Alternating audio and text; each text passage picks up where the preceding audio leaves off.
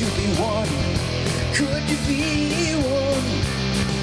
Zadabad's plunder, but don't despair. This colony's breeding great robbers. Would you be one? Could you be one?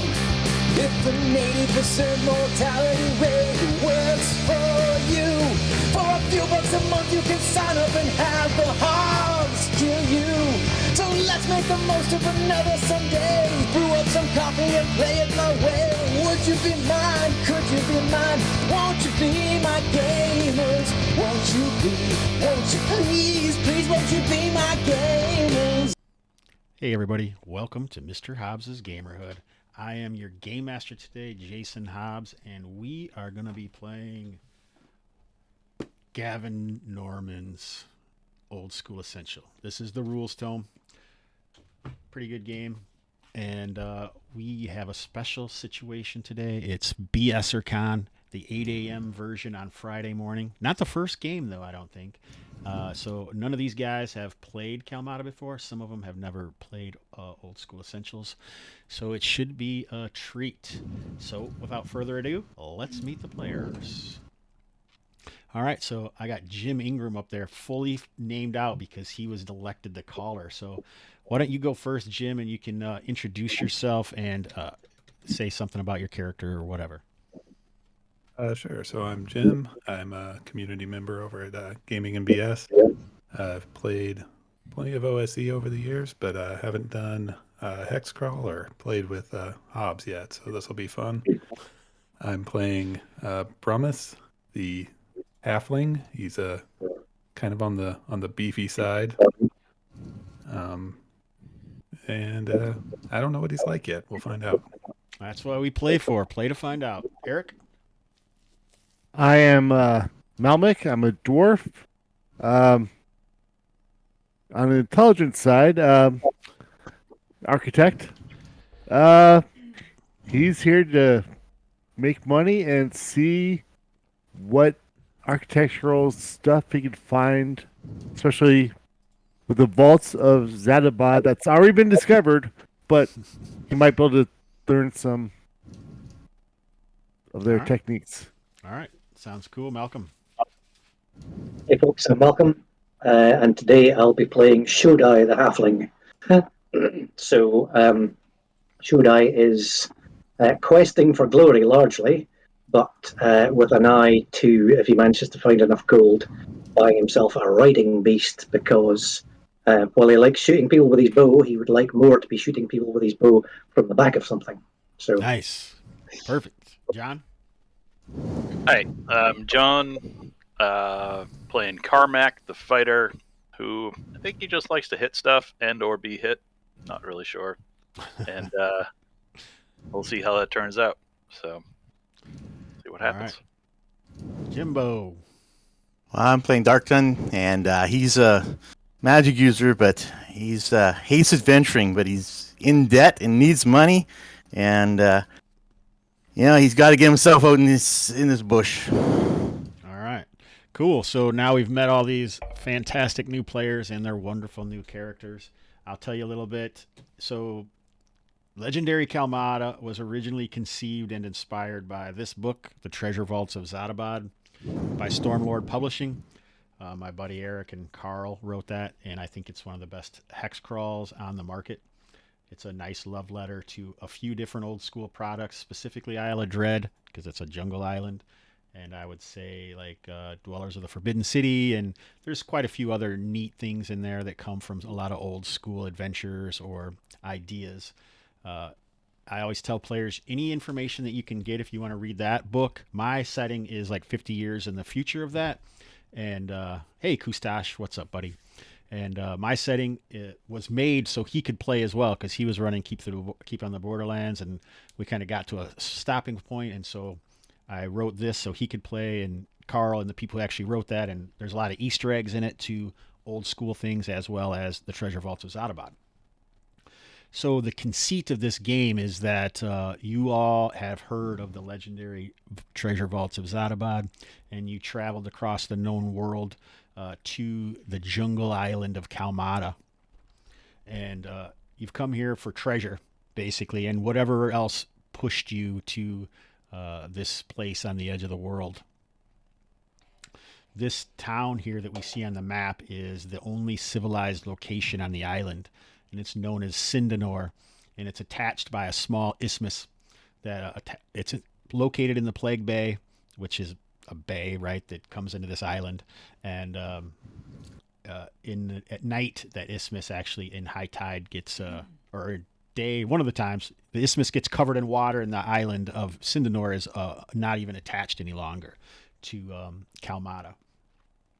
There's lots of NPCs in Sindanore. This is an open table West Marches hex crawl game, so most of the time Sindanore is completely safe. Anything you have and leave in town will be safe. It won't be messed with or anything like that, unless there's a very special circumstance.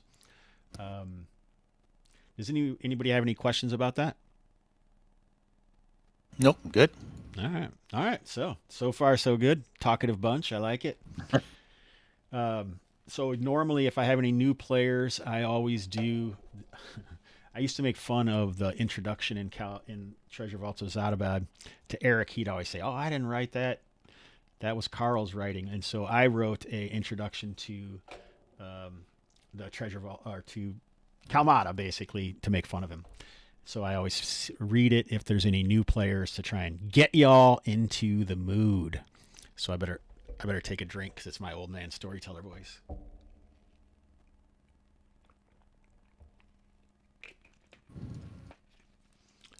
The great bronze gate to the Black Pyramid was sundered, and the head priest of Shebanil was slain. His elephantine head was carried upon 2 boar spears by courageous bearers back here to Sindanore.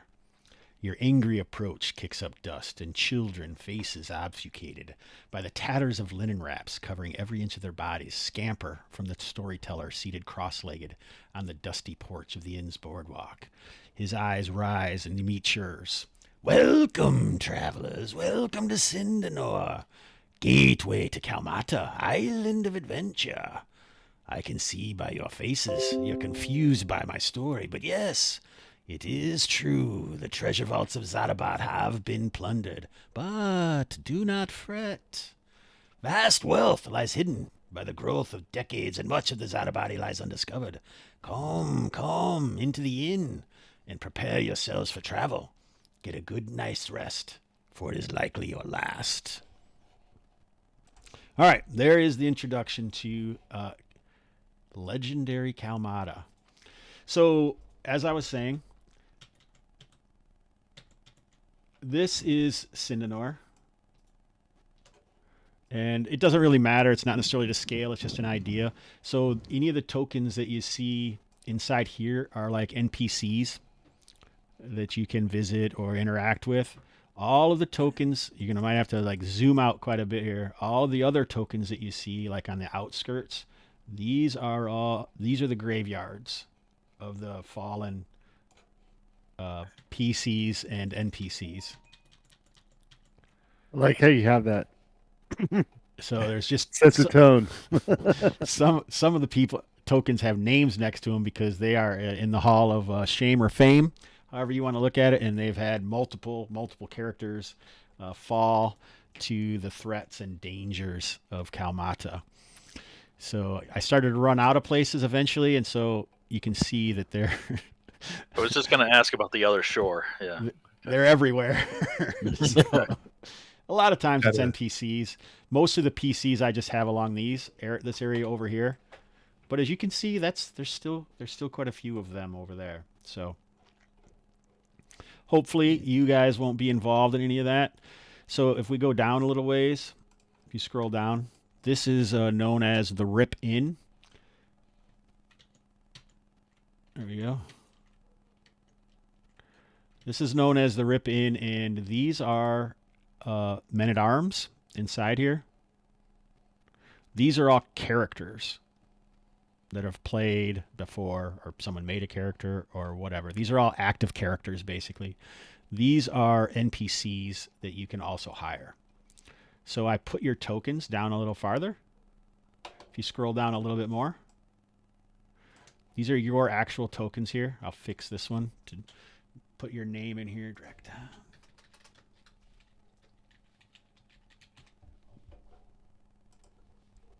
So this is like the preliminary section of the game where you can buy anything that you want to buy straight off the list. If there's something else you want to buy that's not on there, like a shovel or something that you would want to use to break into a tomb or something, let me know and then I'll tell you how much it is. If you put your cursor over top of these men-at-arm tokens, you can see, unless I messed them up, you can see how they are equipped before you hire them. If you want to hire them, you don't have to. It's up to you. So I usually go individually. Jim, you're the caller. Would you like to hire anyone? There's also, I should say, sorry, before I did that, there's also a Porters and Torchbearers Guild. Porters and Torchbearers will not fight, but Men-at-Arms will. They're still affected by your charisma and your loyalty roll in certain situations. There are no beasts of burden currently in Kalmatta. So you can't buy horses or donkeys or ponies or giant rams or sheep or any of those things. I think Brummus will probably have a bit of trouble trying to hire anyone. He's not the most likable halfling. Hey, you never know. And But what's the normal rate for Man-at-Arms? So a Man-at-Arms is 1 gold piece per day. That's the going rate, and you are responsible for any food, or if you have to be hire a boat, or you're responsible for everything about them, money-wise. And they're going to take the money that you give them and immediately spend it. So if they die out in you're not going to get the money back. So, Jim, you don't have to hire anyone if you don't want to. You can. It's going to be a reaction roll, which is 2d6 modified by your charisma. You're going to need 6 to 8. Basically, usually means you have to renegotiate to open up the negotiation again. Like give them more money, tell them where you're going, or somehow enhance that interaction with them. 2 to 5 is an absolute no-go. They're not going to go with you. 2, you get kicked out of the bar and you can't hire anybody else. 9 to 12 is they'll go with you for the day or for this adventure. In most West Marches games, you start and end in the safe place. So we're going to end in the safe place. And if we run out of time, I'm going to say something like, all right, if you guys go back to town right now, I won't roll any random encounters on the way back and you'll get back safely. If you won't go back and we go on until it comes to a stopping point, then I have a table we roll on to see if you survive when you try to get back to Sindanore. And it's just a random table that just says what happens. And you're basically allowing that by saying, I'm not going back within the scheduled time. All right, so Jim doesn't want to hire anyone at first. He just want to be the first one. Does anyone else want to hire anybody? Well, Yes.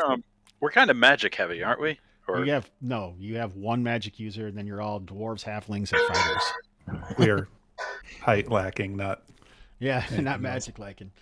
All right, Good. so Good. I like the protection. I'm interested in hiring Gurn. okay, and maybe this is when you should decide what you're doing, and then you can decide what you need. True. right. So why don't we take a few minutes and I don't think we've heard from Malcolm at all. Malcolm, you want to read the rumor that your character has? It should be at the bottom of your character sheet. Sure thing. So, Shudai has been told, apparently on the island there is something called the Melted Menhir, and beyond that there is a place called the Obsidian Mounds, where a strange door has recently been found. So the Obsidian Mounds, just to give you guys some information, and you can tell there's a map of what's been found on a table in the center of this inn. So you can see that, and you can tell where everything is that's been found. And the way that we see that is basically I will just show you the Hex Map. So you guys get to see the Hex Map for the first time, which is pretty exciting. Scroll out. Scroll way out. So this is a 1 mile hex map. I didn't move you, did I? Yeah, I did. All right, this is a 1 mile hex map. And Sindanore is located here.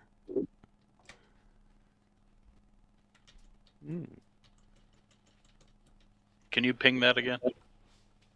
It's this right here. Okay.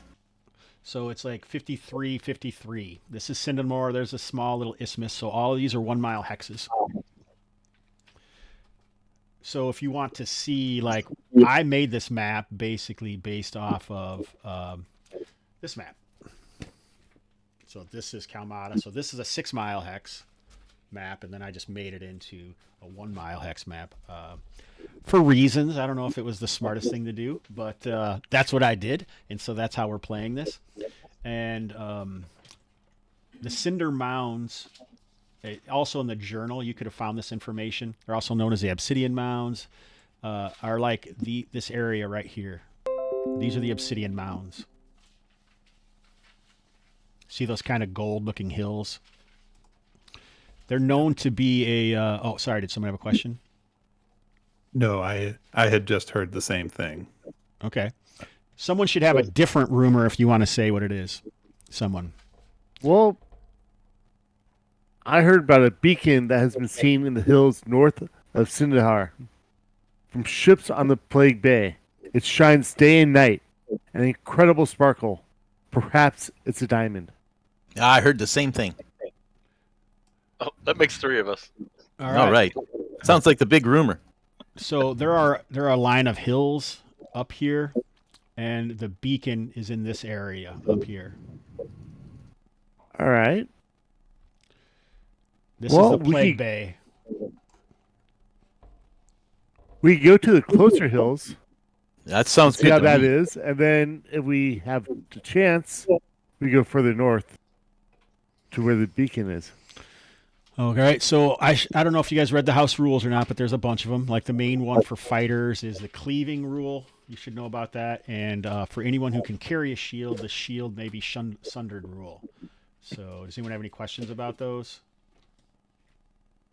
Maybe I should just go over it. Cleaving is if you attack and kill a creature, then you can attack another creature. You roll the hit, and then you roll damage, and if it hits, you go. And you can do that at whatever level you are, since a fighter's only first level. That's all you can do. Like dwarves do not have that capability; only fighters can. But any person with a shield can sunder their shield, which basically means you will sacrifice your shield to negate an attack or a trap, magic, a fire breath, whatever. You can use it to negate that, but your shield is then destroyed, and you can do that 2 times per session, once per scene. So in order to do it 2 times per session, you'd actually have to have an extra shield in order to do it the second time because your shield is destroyed. And your armor class would then be affected as well. Oh, and that good? Did everyone get that? I mean, they're pretty simple. These are pretty common. If you actually use 2 weapons, all I do is give you a +1 to hit. Because I think someone had 2 weapons. I don't remember. So the recently revealed door, that means that place hasn't been looted. But a beacon, everyone can see that. Which means we may not be the only ones heading towards it. So I would suggest we try for the strange door in the Obsidian Mounds. Less likely to be competition. I'm in. Sure, it's closer too. So let's make. Yep. Less time in the jungle. It's all about. Especially our first time out. So I should let you guys know these are both 2 brand new locations. But you are right. Obviously, this beacon makes total sense that somebody would. The Obsidian Mounds are also used. They're basically. I had a picture, but now I have so many handouts that I don't know where it is. But basically, it's an area of the jungle where these mounds just kind of come right out. They're maybe, a couple 100 feet high, and they actually come up above the canopy of the tree. And they're made out of either like a scree type material, and occasionally the Sindanorans go there, and then they gather that stuff up and they make stuff out of it. So it's a resource that the people of Sindanore use sometimes. But it has been known to be dangerous in the past, and there's a few rumors that you could have picked up by watching videos or by reading the journal and seeing what other characters have done to let you know maybe what's going on in that area. But as new guys, I mean, it's just like, hey, it's a whole new ball game, right? So this is almost worse than that worse RPG game that all the GM does is talk about past sessions, or like how he ran this once before for his home group and what they did. All right. I think that's good. You guys have an idea of what you're doing now. You know you're going to be going underground, likely into a door in a hill. So if that helps you decide what you want to do, let's dip back over to the rip in. And that's R period I period P for those who want to know. All right, so Jim, you said you didn't want to. Eric, you're up next according to my list here. What? Who do you want to hire? Anybody? Yes. Gurn, you said. Yes. Okay, so Gurn is actually a dwarf, and he is a demi-human. So they are 3 gold pieces a day. Oh, never mind. Unless someone wants to pitch in. How long? They're the going rate, so you don't have to offer that. But like, if you offer more, then sometimes you'll get a bonus to your reaction roll, or if you offer less, then you may have a negative to your reaction roll. But like, if a dwarf asks a dwarf to go, it's possible that maybe he will. So it's How many days do you think this will take? So I was going to ask that. Did I see on the map, Jason? It might not have been. So my rumor was connected with a place called the Melted Menhir. I saw a little symbol on Hex 6050. Was that the right one? Yep. So that was I counted 7 hexes, so 7 miles, but it's through the jungle. Yeah. So each. So what I did for movement is if you have heavy armor on, you have 12 movement points, and so that's going to be the slowest. That'll be lessened if you're encumbered with treasure, because I'm using basic encumbrance. So it basically goes unarmored, light armor, heavy armor. Those are the 3 options. And then plus treasure for all of those. So unarmored treasure, leather treasure, and heavy armor treasure. And so 12 movement points. It's 2 movement points to go through light jungle, 3 movement points. It just goes up depending on the terrain. So it's going to take you about just over a day to get there unless you push through the night. Do you have any specific rules for kind of environmental hindrances, if you like? If it is jungle, is it a bad idea to be going around in heavy armor? Are you going to dehydrate or get fatigued? Nope, okay. I don't do anything like that. It's dangerous enough. Okay. What are you laughing for, Jim? I got a great feeling about this expedition. It's going to go really well for us. It's dangerous enough. And nothing is balanced.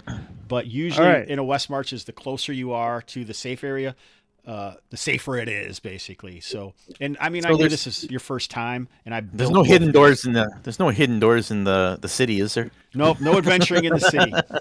It's the safe place. But I did create these mostly for a group of first level characters, so I knew that's what it was going to be. After this, it'll be open game. Anyone can come here that watches the video or whatever. So, damn it, I have a lot of exposition going on. I'm talking a lot. So, did you still want to hire Gurn or maybe somebody else? I'm going to offer him 2 gold pieces to go to the Obsidian door. Is that what we were talking about going to? Yeah. Yeah, the strange door in the Obsidian Mounds. That's it. So I'm only offering 2 gold pieces for it. 2 gold pieces a day? Total. Total, because that's like, hopefully we'll be there and back in about a day or so. Well, it's a day just over a day to get there, so it'll be at least 2 days. But hopefully you'll gain some treasure and can pay him. But if you don't pay him when you get back, there are consequences. He doesn't know how much money you have. Right, he doesn't know. So you basically would just say, but you have to give him the first day up front. Right, I'll give him 2 gold pieces up front. I'll give him another 4 when we get back. So you're not offering him a day, you're just saying 2 up front and 4 when you get back? For about 2 days worth of work. All right. So I'll give you a -2 reaction roll to that. So on your character sheet, you should be able to just hit reaction roll, and it'll say what...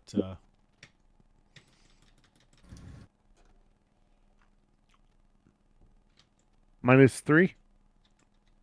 No, I just gave you a -1. A -1. Yeah, -1's bad enough in this. It's only 2d6, and you need a 9 or higher to be successful. So, but if you have a high charisma, it could also affect that. So, all right. Ooh, an 8, so close. See, it wasn't Oh, could've 9, done but it. not enough. Yeah. So on an 8, he's interested. Oh, I should say that you guys should have to, each person, like, subtract 1 gold. That's how you have to pay 5 gold pieces to gather all the henchmen up and to, like, you're sitting at a table and they're coming up and you'll say next and you're picking through them is what it looks like. So everyone erase 1 gold unless you don't have enough. Someone should have enough. Like the wizard probably has a crap ton. I only Wow. have 2 gold on me. We're down a goal. We're down a goal just for standing here. Yep, that's right. Unless Nice. you don't want to hire one, and then you can say, hey, I'm not interested in hiring anybody. Jimbo, do you have gold? Do you want to pay that 5 gold Let's pieces? see. Sure, I'll pay up. All right, so he pays the 5, and I would suggest a wizard. I don't know if you've played any old school games, but I mean, you're only going to get 1 or 3 spells, really. So, I do a lot of hiding. right. And there's a lot of stuff that you can still do. I don't know how experienced, and I'll try to help you through that Yeah. if you want. Just let me know. Yeah, I'm probably okay. All right, like I usually say, 95% of the solutions in an old school game are not on your character sheet. So, he's interested, but that's not enough. Is there anything you want to do? Like you could also say, hey, you won't have to be in the front rank, or whatever you can come up with. You may be able to entice. Well, I'm him. another dwarf, and dwarf Dwarfs. pride. Dwarves should stick together. Is that what you're saying? That's what I'm saying. All right, so he's like, aye, they should, but they also should be paying each other a good wage. There's a high inflation rate these days. You get more when you get back. If I Share get back, treasure. this isn't my first rodeo, sir. So that's not enough to get him into it, basically. Does anyone else want to pitch in a couple of gold? You have to hire. You have to pay for your own henchmen, All right. unless you're borrowing money from people in general. All right, I tried. All right, nice effort, Malcolm. Do you want to try to hire anybody?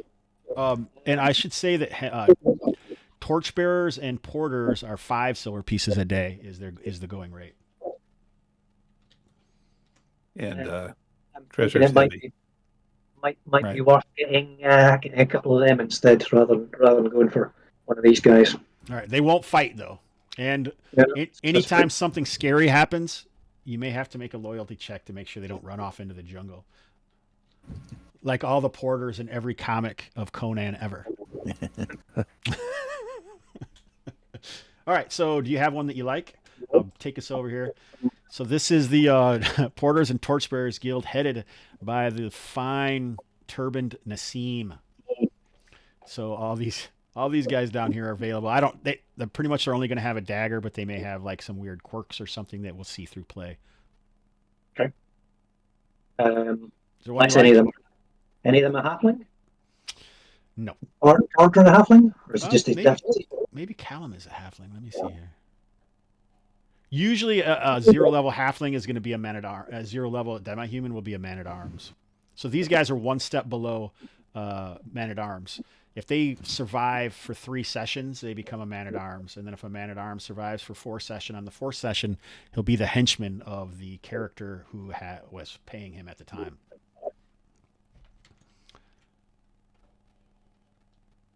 Do you like any of them? Did you say, and I was talking over you? I'm sorry. No, that's okay.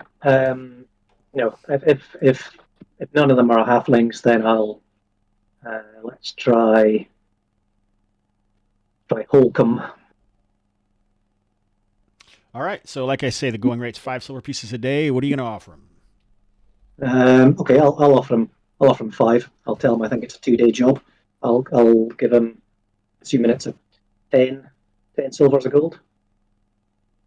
I'll give him a gold up front, and if the job takes any longer than that, I'll pay him the difference.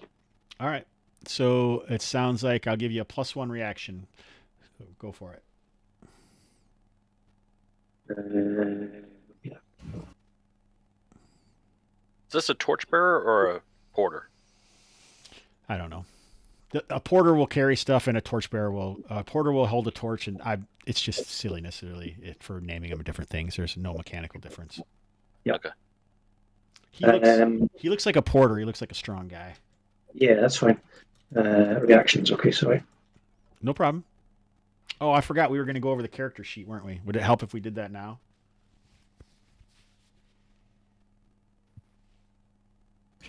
Sure.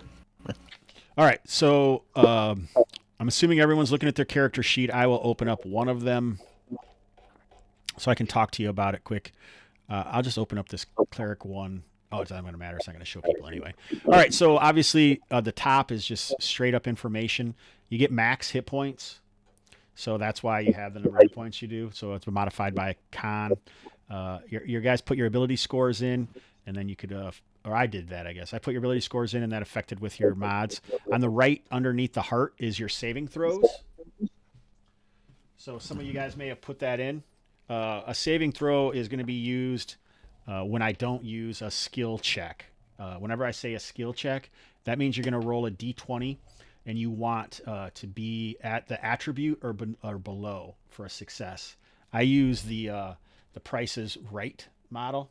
So that means the highest the roll is without going over your attribute is the best. So a 1 isn't a critical success. A critical success would be if your dex is a 12 and you roll a 12.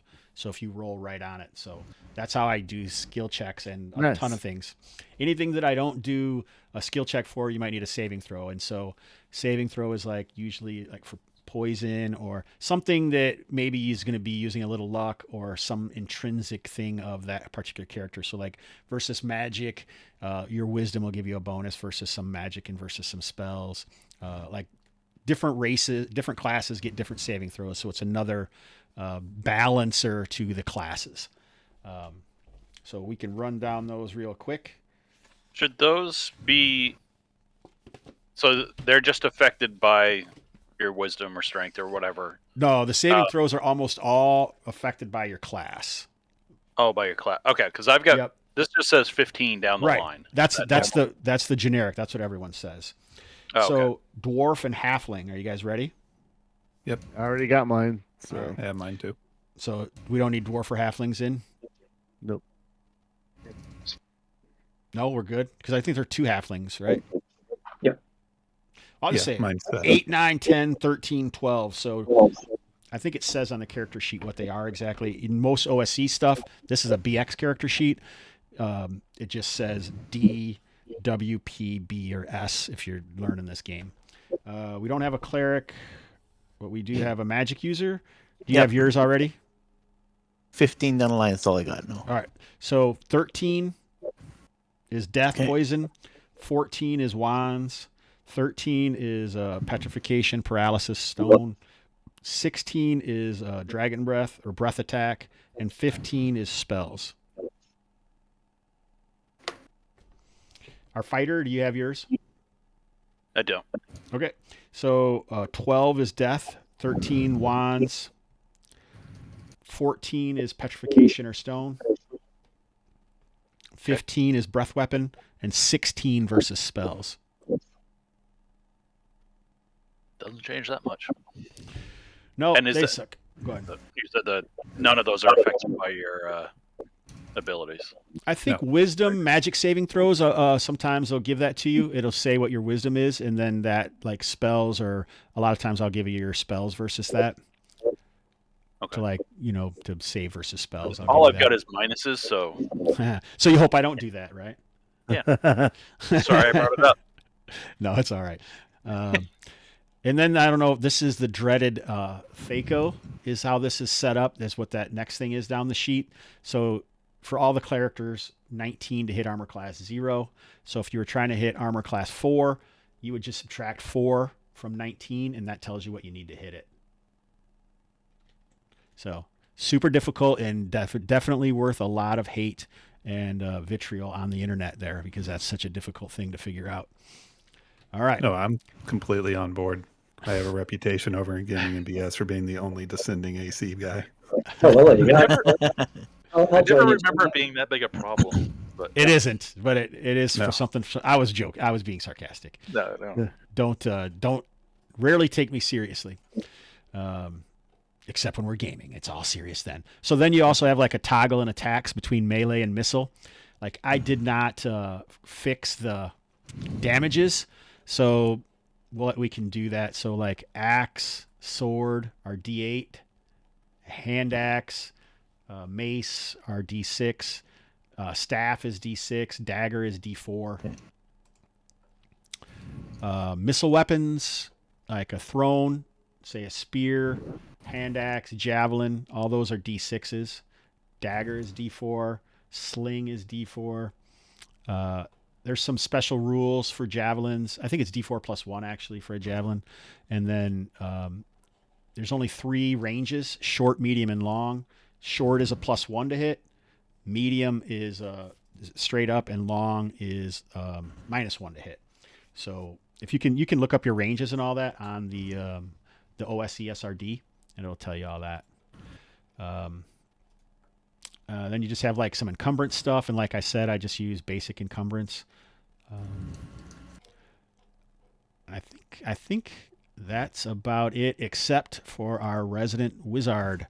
So the way I do magic is any bonus for your prime requisite. So for a magic user or elf, if you have a bonus on your intelligence, you get to cast that many spells per day.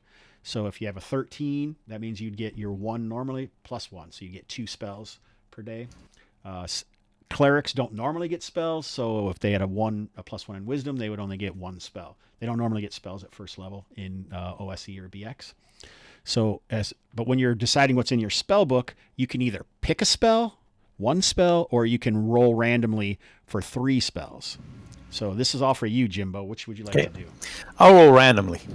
All right, that's usually what people do. Good. So Some choice. there are I think 12 first level magic user spells. Okay. So you would just roll a D12 if I can find the list. I should know them by heart by now, but I don't. All right. 6. All right, magic missile. Yay. All right. Offensive. 5. Light. And 3. Floating disc. All right, no one needs a porter. We got a floating disc. No porters, no torchbearers. A disc only lasts an hour. Or we need one or the other. Right. So you have to choose that spell up front. Do you have you don't even have an intelligence bonus, do you, Jimbo? No. All right, so No. you get 1 spell. So choose it wisely, sir.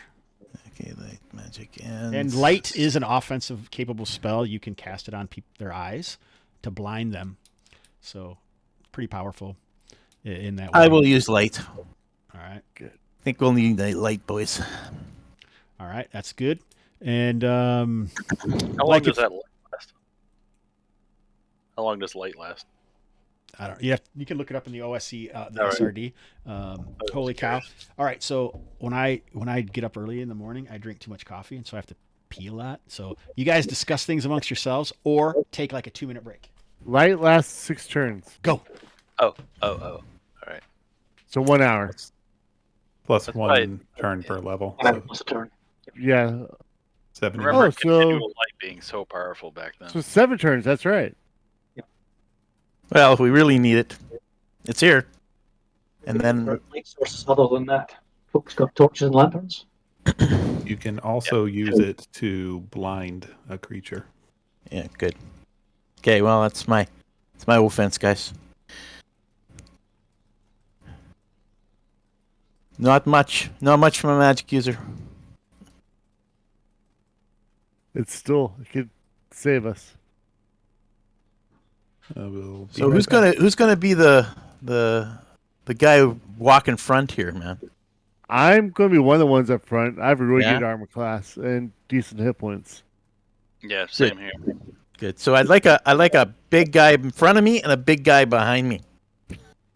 Well, you're taller than both of us, so Yeah, I know. Don't worry, I'll duck. I'm good at ducking. I got ducking skill. I should tell you how experience works, I guess. I don't do monster XP, so you get no experience for killing anything. You get 100 XP per level for surviving. So once we get back, you'll get 100 XP if you survive. You get treasure XP, and you get exploration XP. So every new hex you move into that has never been moved into before, you get 10 XP for. per level, and any new locations that you find that no other player characters have found before, you get 100 XP per level. So that's how it works. So in the places, you can tell where people have been because those are the hexes that are visible, and all the black areas are places that no character has ever been. Okay. Malcolm, do we want to roll now for that guy to see if you can hire Holden? I did actually.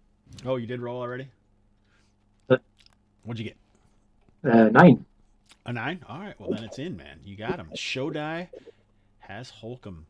He is not androgynous, but we don't know if he's a torchbearer or a porter. I think he's still young in his career and hasn't decided yet. It's a big decision. It is. It's a tough one. Since I didn't put the stats in the right spot for this guy, he has 3 hit points, and his AC is 9. And you can see that it looks like he has calluses on a couple fingers and his thumb, and he has ink in his fingernails. Okay. Bribe. All right, so I'm going Ask him. to. Sorry, go ahead. Ask him. Can you read and write? I can read and write. I mean, okay. Thanks. No problem. So he seems like a smart person who is not using their degree in what they should, like 85% of people with degrees. All right. And massive debt. Yeah, that too. All right, John, do you want to hire anybody? I don't have any money left.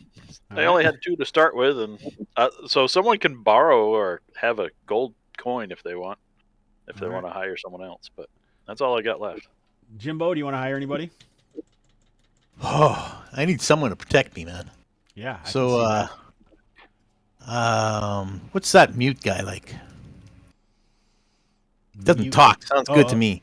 All right, so none of these guys. These are all player characters past this wall. Oh, sorry.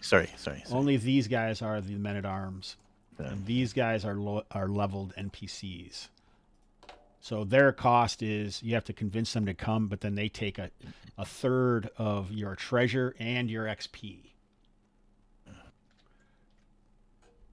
Murdoch.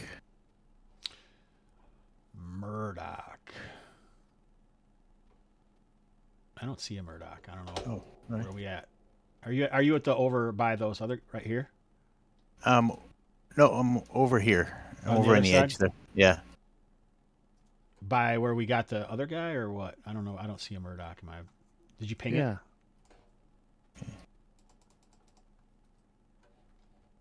How do you ping on here? Oh, sorry. That's wrong guy. Wrong area. There. Okay. Oh, Okay. pinging is just hold down the left mouse button. Okay. How about that guy looks good. Ordo? All right. So what are you gonna offer him? The going rate for men at arms is 1 gold piece a day. I'll offer him. I value my life, so I'll offer him 2 gold pieces a day. All right. +1 to your reaction roll. So on your character sheet, I should have showed you this, but there's a reaction roll. It's probably by charisma or something. Let me look. My character back here. Yeah, reactions. So on your stat charisma, there'll be anytime you want to roll those the check on your ability, you can just hit the roll the D20 next to it, or did you hit it already? Yeah. A second. Get there. We go. To get my character sheet back up here. Sorry, where was it? Saving throws. To the left of saving throws, right to the right of the charisma stat. If you just keep going right. Oh yeah, it'll yep, say got it. Yep. reactions. +1. Yeah. All right. Oh, almost. So Oh. he seems interested, but you're gonna have to either like offer more money or renegotiate, open up the Yeah, I'll do 3 gold. a day. I'll do 3. Yeah. All right, +2. Go for it. All right. I'm on, buddy. There's a good deal. What's going on here? All right. We have hired Ordo, the man at arms. All right. This is exciting. All right. So back to Jim Ingram. Are you still good, or you don't want to hire anybody? I'm not going to try to hire anybody. There's a few pieces of equipment I would pick up Okay, if go they're for it. available. Yep. I wanted to get. Oh, go ahead. No, I was going to say, yeah, sorry, you go ahead. I was going to pick up a tinderbox because I need a way to light my torches. Okay. A small hammer and some iron spikes. All right. So Those that are right on the should list be- already, right? Yeah. Yeah, they're fine. So yeah, that should be 6 Okay. out of my 7 gold. Perfect. Eric, did you want to hire anybody else, or are you good? I'm good. Malcolm, anybody else, or are you good? Good for hiring. Can't see on the gear list. Is there anywhere I can get some paper? One, Maybe a yeah, quill or ink and pen, 1 gold piece. I think I charged someone. something. You charged me 2 gold pieces, but that was with paper too, right? Or Two because gold I had pieces. pen and ink. Yeah, I'm sorry, 2 gold Do pieces. I have paper too? Sure. All It'd right. be like the rough, like papyrus parchment or something. That's all I need. All right, perfect. All right, I think we've all hired everyone we're going to. So this is where I would say, caller, try and get yourselves into like the marching order that you would. So that red arrow signifies the direction that you're headed. So like we want to figure out who's in the front, and we'll do it 2 by 2 because normally that's going to be, 2 abreast. So who's going to be in front? I'll Okay, be one of the ones up front. I will help you because you Yeah. can't control their tokens. So Malmec's in the front, and who else is in the front? Carmack. Malmec and Carmack. All right. So in the second rank, spears can be used from the second rank. If you have anybody with a spear, sometimes you're going to want to put them there. Well, you don't have to. You can do whatever you want. Does anybody have a reach weapon or anything? No. All right. So it doesn't matter. All right. Then I will go ahead and be in the second rank. Or, well, wait, we have a man at arms, but he's next to Draktan, right? He's protecting you. Yeah, if he can go in front of me. Okay. I assume you probably want to be in like the middle. Yeah, middle of the 4th, yeah. Okay. Let's see. 1, 2. Got 7 people. Want me to help you out? We'll put him here. Yeah. Drakta in there. I don't know what you want to do after that. Yeah, I think that's probably fine. Like that? Look good? That looks great. Yep. All right, perfect. So now we delve. All right, so I've copied this over, and now I'm going to take us over to the Hex Map.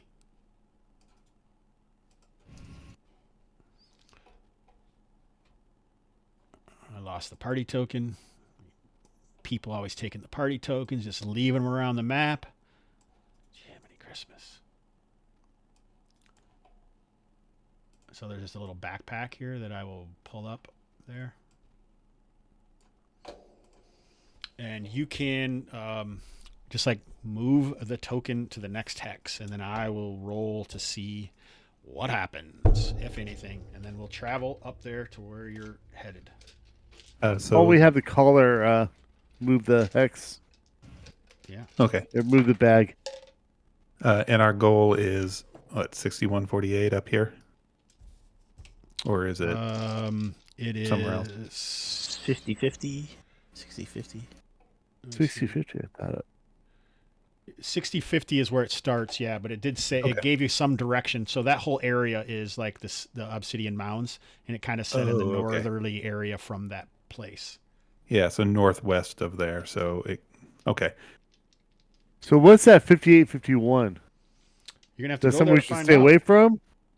Or, I mean, that symbol, was that... Usually it's so the symbols are going to be area of interest, monster lair, ruin, some sort of ruin. All right. Okay. We will start by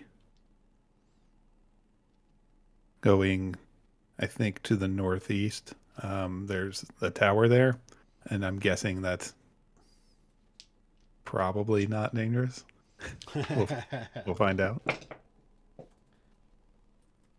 There it is. I couldn't find my D24.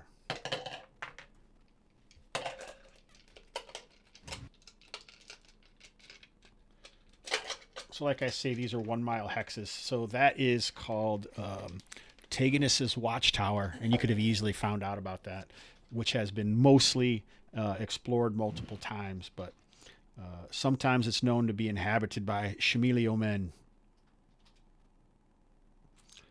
which is really just another way to say chameleon. Are they hostile or neutral? This game is almost always shades of gray usually, so you never know exactly. They could be good guys, they could be bad guys. There's no like absolute always a bad person, probably, except for mostly undead usually, probably. Okay. I'm happy to just pass on by. And these are 1 mile hexes, so you don't have to necessarily go around a thing. You could go right through the hex and still not be engaged with the activity. I would just explain it if you can see something, and if you can't, then you're not even engaged. What do we Okay. know about when the hexes say E? Are those empty? Those are people. Those are actually explored hexes. So I use a sliding table. So it basically goes from savage to borderlands to civilized. And if you explore enough to remove all of the possible layers, then it'll shift a category, and so it'll be safer when you move through it. Cool. But no one's really done too much. Usually it's just get to wherever you're going as fast as you can and get back. No one wants to hang around in hexes, but you can do that if you want to. Okay. In that case, how about we just go straight as possible? I don't know if you can see the arrow I'm putting up. Sure. We'll just take that route. There's more experience if we clip off that one that's unexplored right there. Yeah, just what I was thinking. We could go 50-50 on the way. So you're kind of following this path as you move through the jungle. The smell of the salt of the Plague Bay fades as you get a few miles in. The canopy is green and the sun shines through, painting everything in a greenish hue. The sounds of the jungle are loud, mostly animals. The bugs are incessant and omnipresent, and as well as the sweat that is only occasionally helped by blasts of warm rain that filter down through the canopy of the jungle. As you're moving forward, you start to see, you've been traveling for almost just over most of the day. You still have a few hours of daylight left, you're sure. But you come into an area that you've been following a path. It looks like at one point this had traveled enough by either the Sindanore or the foolish adventurers such as yourself. And you can find, you come into this area, it's of cyclopean stones that looks like they were picked up by a giant hand and then just thrown and strewn about. And so you can see some of them easily like the size of a small house or ranging in size. And they're covered in foliage from the jungle, like vines. Some of them are like burnt away. In some places you can actually see bits of skeletons and old armor still barely attached to them. So at some point in time, it looks like there has been a battle here. Maybe many times over time.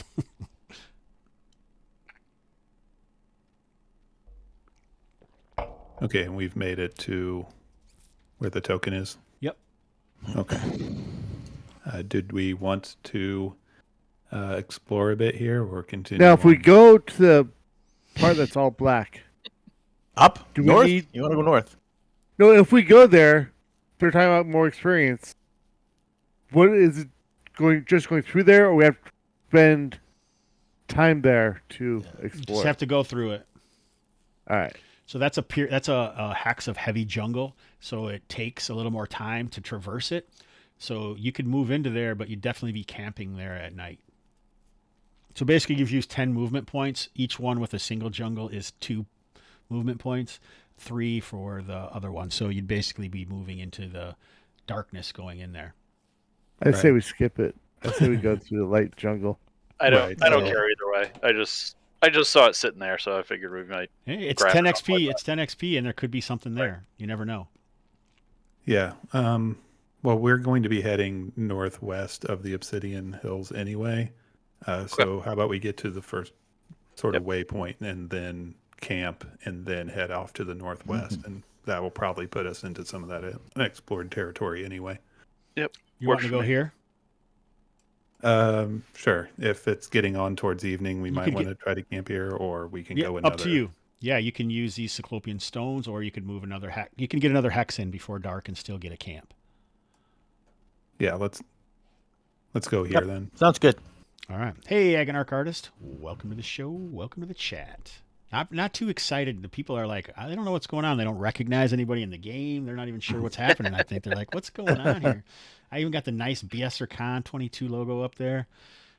Let's see. It's early. I mean, there definitely is a feeling of tension that builds as you start to move through areas that you don't know in a hex crawl. But this stuff has been pretty well traveled over the 100 sessions or more that has happened. So from here, you can just start to see the Cinder Mounds or the Obsidian Hills that are just, you can see them reaching out above they're sharply mounded. They almost look like marbles that are half buried in the jungle around them. And there's a whole series of them, and they just kind of stretch off to the northeast of you. But here is a different story. Here is where you've set to camp. Why don't you pick one person who is setting up camp?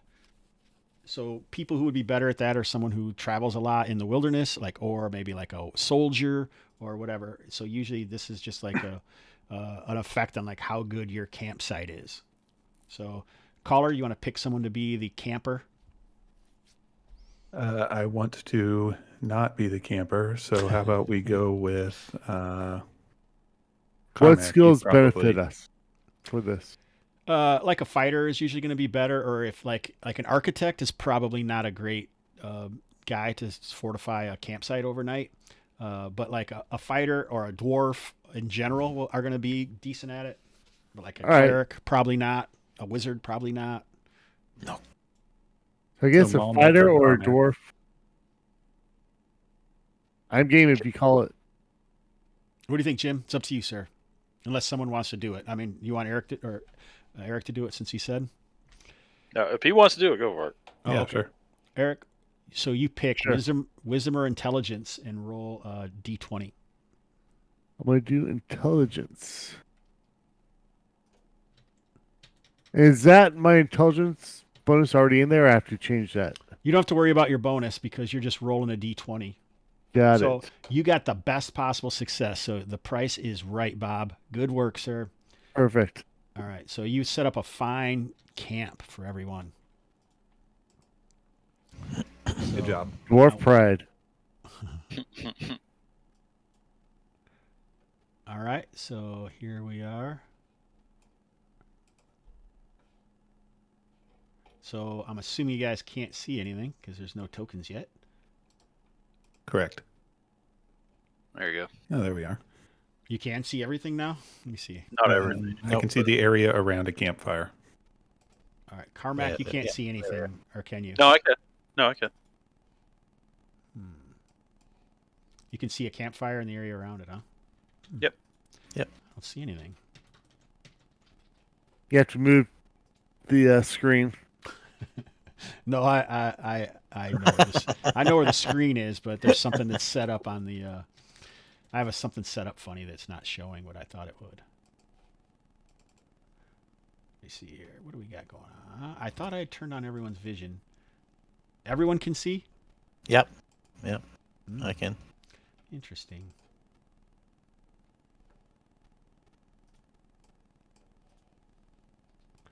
I got no idea what's going on here. Weird. Oh, there we go. Now I can see.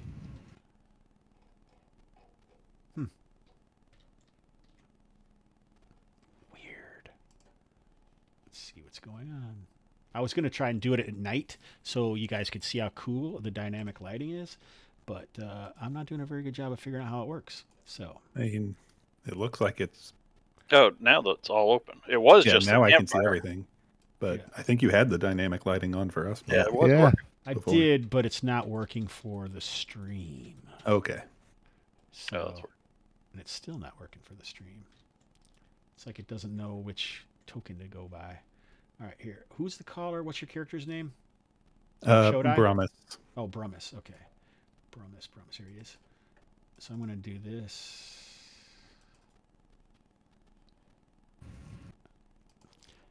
And then maybe that'll open things up.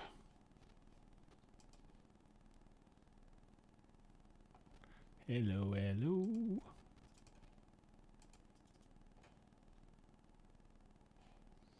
maybe what I need to do. There we go. All right, so Brummus, I put you as like everyone can see through Brummus probably now. So that's not as good as it could be, but that's what we're doing. All right, so Okay. go ahead and set up where your characters are in the around this campfire for the night. So the way I do watches is however your marching order is. I don't get into everyone having to decide what their watch is. So whoever was in the first rank would be first watch. Whoever was in the second rank would be second watch. Third rank, third watch. Last rank. So just to make it quick. Sounds good. All right. So Shodai, where are you at? All right. So this is where you guys are sleeping or hanging out by the fire at night. It's deep in the night, Shodai, as you are on watch. You're the last one. You're certain that the tinge of dawn should be lighting the area green once more. When you hear something moving through the jungle in this direction, what do you do? Is that an elevation change between us on this side? Is that down a level? Yep, it's down a level. Yeah, so this is a raised area, and the more pronounced it is, the higher it is the way I do it. So down here, it's a slope rising up, and then this would be a slope here as well, going down or up this way. This is like kind of a little cliff, a little nose over there that's overlooking this jungle trail. I put you guys up here because it just makes sense. A smart guy like Eric's character, Malmec, he's like, oh, we need some height to this and watch over this trail in case anything happens. So I'll scoop up my bow and my quiver. I'm not going to bother taking any time to armor up or anything. And I'll move over and gently shake Brummus awake. Okay. So Brummus is awake. You can move your character, your token, if you want to, over next to him. You still don't really know what's happening, but you can definitely hear movement and kind of like heavy breaths and something at least man-sized, or maybe more than one, are moving through the jungle from the north to the south. Okay, and this was first watch, so it's still No, dark. last. Right? This is last watch. Okay, last watch. So, but It it's is still dark. pretty dark. Yeah.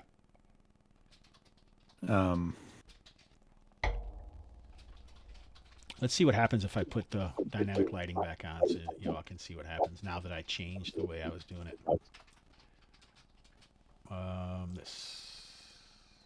There we go. Is that better? Mm-hmm. It's more atmospheric. Yeah, that's the way it's supposed to look. Now you can't see a darn thing. Thing.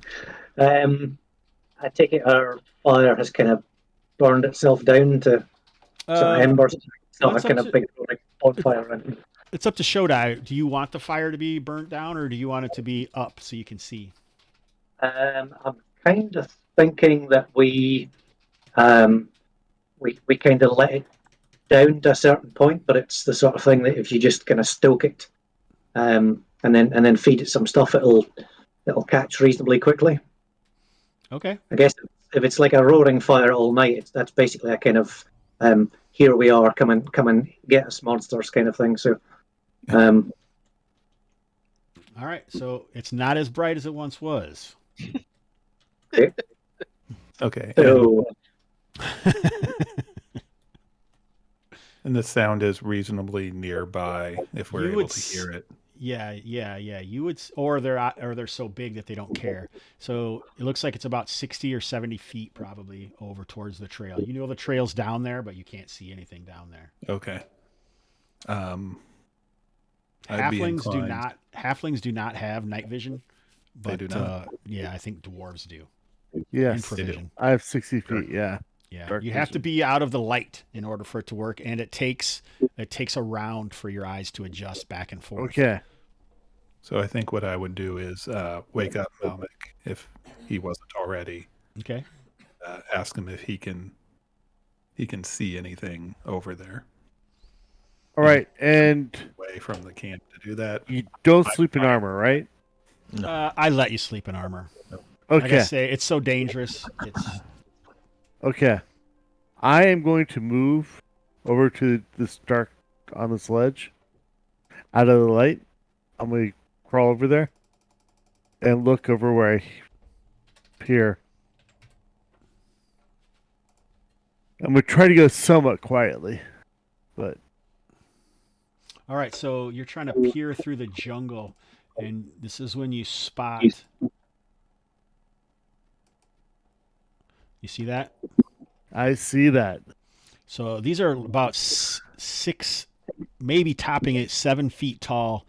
They look kind of like anthropomorphic lizards, but they're not like long and skinny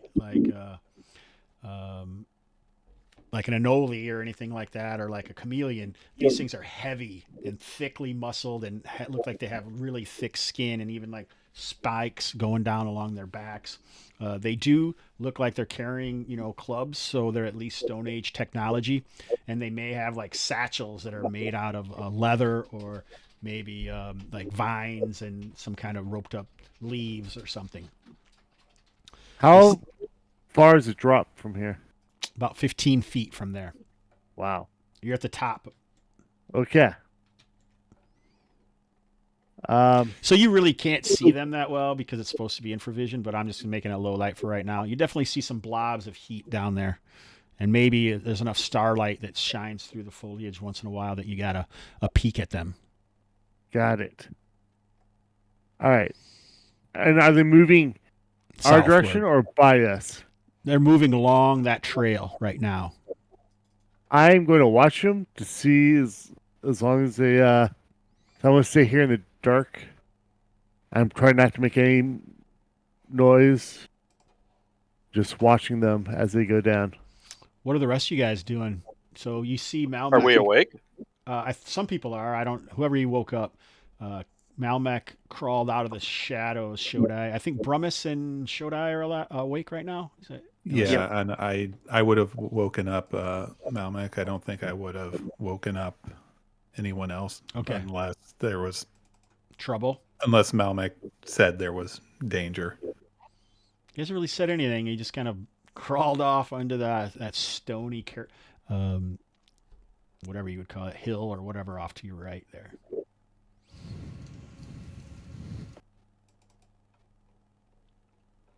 Are you going to suggest we wake everyone up, Malmac?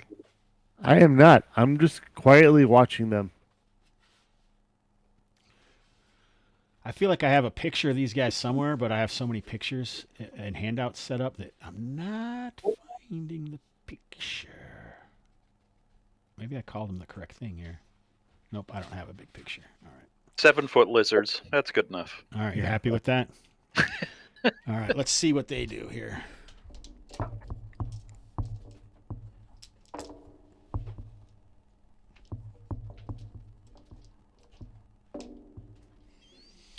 All right, so Malmec, they seem to pause, and it looks like they kind of gather up to each other. And I'm prone right now, right? Yep, you can hear like some low, like grunting and like high-pitched squealing occasionally. And can the rest of is it loud enough for everyone to hear? Maybe, yeah. Is Brumus awake? You can hear it. Yeah. All right. I'm still just watching, trying to stay quiet. All right. So you can they start to move again.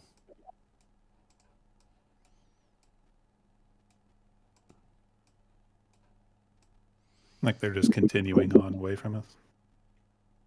All right, as they move Go ahead. down a little bit, are they still in my sight? Are they moving south, or are they? Can you see them? I can. Yeah, it looks like they're turning and starting to head up this slope. I'm going to make some noise and try to wake everyone up and run out here. All right. Okay. When I hear that, I'm going to go over and start stoking the fire to try to get more light, and also shouting that people need to get up now. All right. Why don't we move into initiative? All right. So I use group initiative. So one person is going to roll a d6, and whatever happens from there. High is good. And then you just use the regular thing. So I start with the caller, and then I call it in the box. So when you're in the box, you roll until you get beat in initiative, and then it moves to the next person, and then they roll until they get beat. So, and then we'll just move along the whole group as we go. And so just try to remember if you are the initiative person or not. Okay. And it's just a D6 roll. There's not a button for it or anything. Nope, Okay. no button. Got a 5.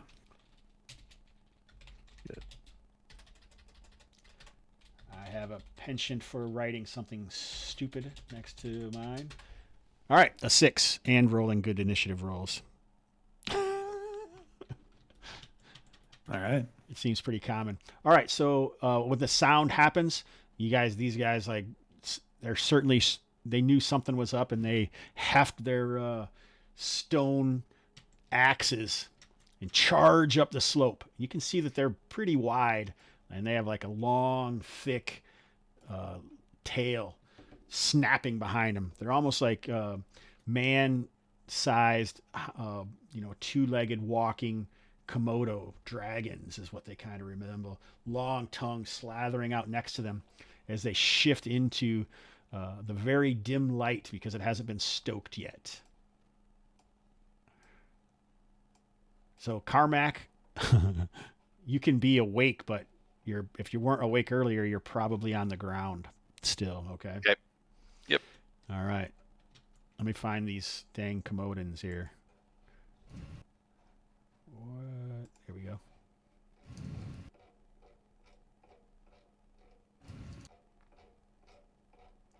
Here we are. Thick, heavy-boned saurians with heavy tails and alligator-like wide mouths.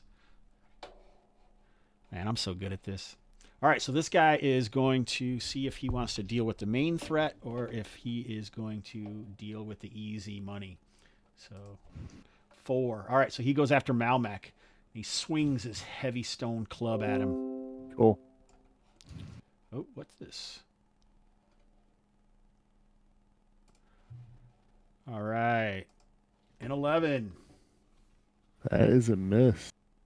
Yeah, that hits AC 6. Hopeless. This other guy, he rushes into the camp. Shodai is the only one that's up, right? Yeah. All right, so he also goes after the guy who looks like a threat as opposed to the easy guys who are just laying down. An 11 hits AC 6. Not me. Misses you? All right, so now it's your guys' turn. So we use the 4 M's in movement here. All right, so the first thing we do is movement. So anyone who wants to move can move.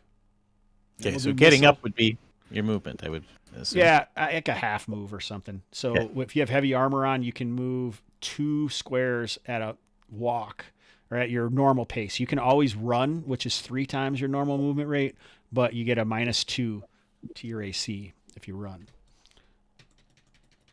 So If can you have I any- stand up and just move beside that thing? Like here? Yep. Okay, I want to be stupid and move to here. Okay, so when you move out of range of someone that Well, you're I wasn't moving out of his range. I was like moving just when you're no longer touching the token. right. But I thought, is that still touching it or not? Are you talking about Draktan up here? No, Malmec. Malmec? Yeah, you're fine. Yeah, you can move anywhere Move around there? it. Sorry, I was talking. I wanted Oh. to say tell Draktan here Oh, sorry. that Yeah. when he moves out of the range of the creature, you have two things you can do to withdraw or to get out of a fight. One is just you move and then you can do any action you want, or you Okay. can withdraw and you can move half of your movement rate out of Okay. combat and they won't get an attack on you. But if you move, flee, then they do get an attack at +2. So you can move out of range if you want.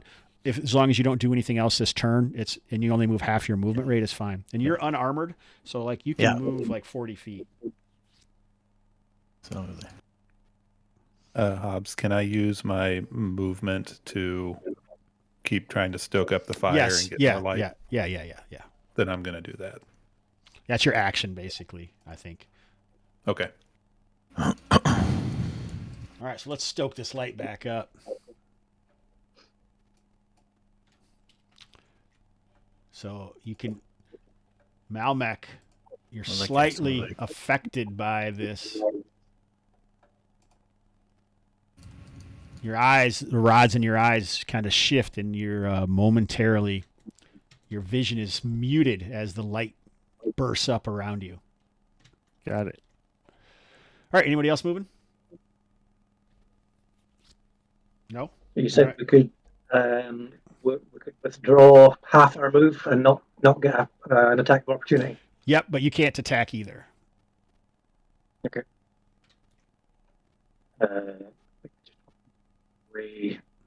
Moment then.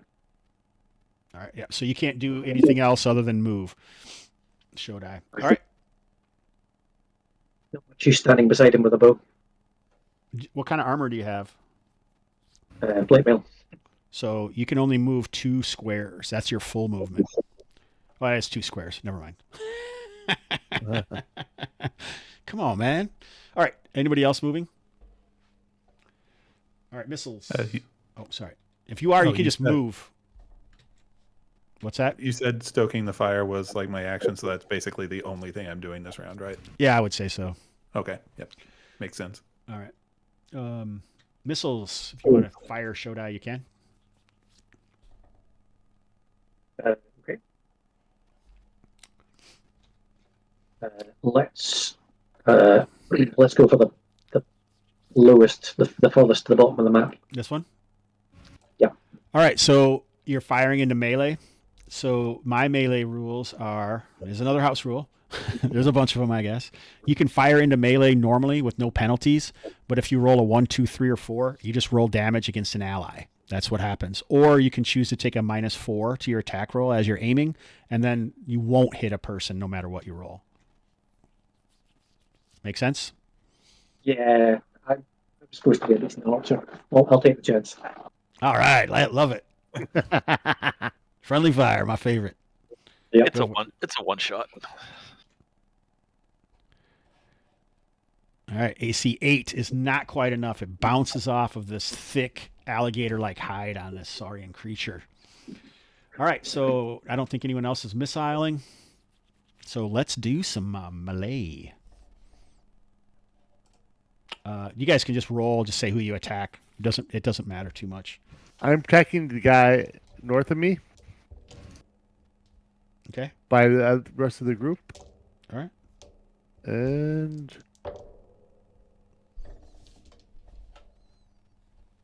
Ooh, nice. So natural 20s are just a hit for for everyone. So, but that's nice because you roll max damage too, right?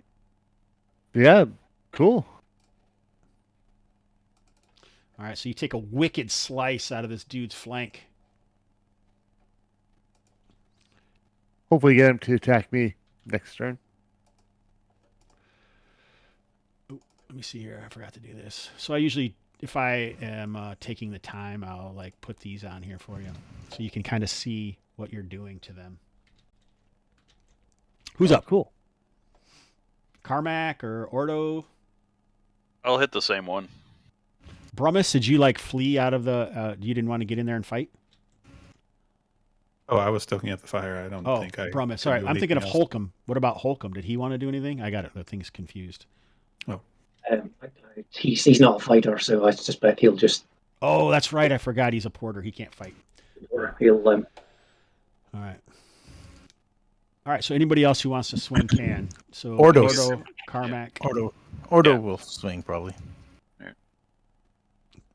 So there's probably not a thing. So just roll a d20. D20. Yeah. So all he has is a club. You saw that, right? Yeah. D20. All right. Natural one. Nothing. There's nothing bad that happens in this instance. Carmack.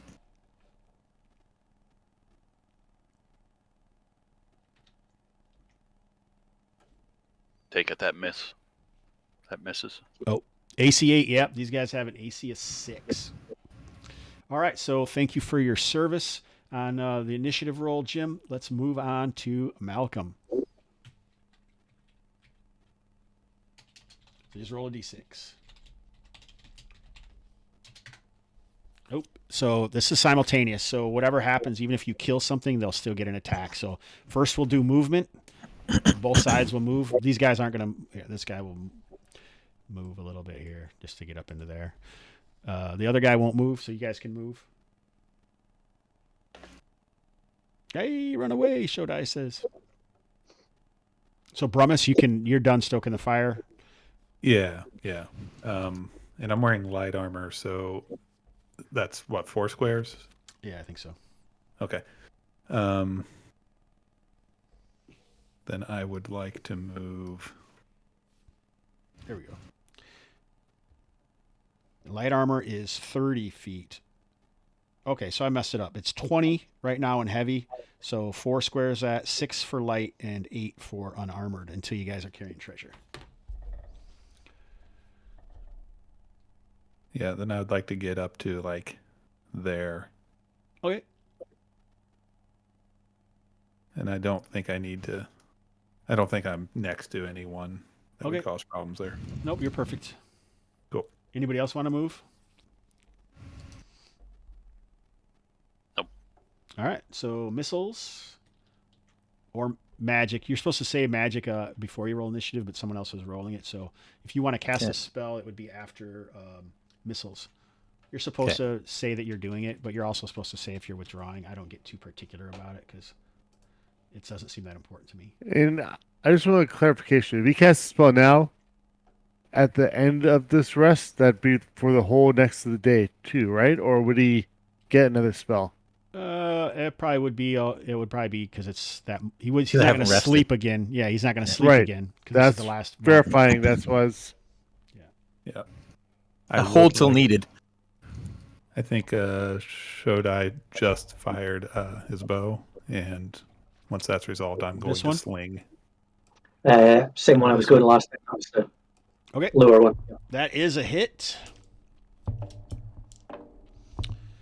So go ahead and sling away. Okay. And it's short range, and I don't know if this has my halfling bonus in it or not already. Well, go ahead and roll it, and we'll see what it says.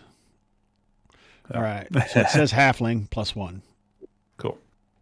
Yeah. So 1 point of damage. It's Yeah, kind of to that top one. skips off of him there.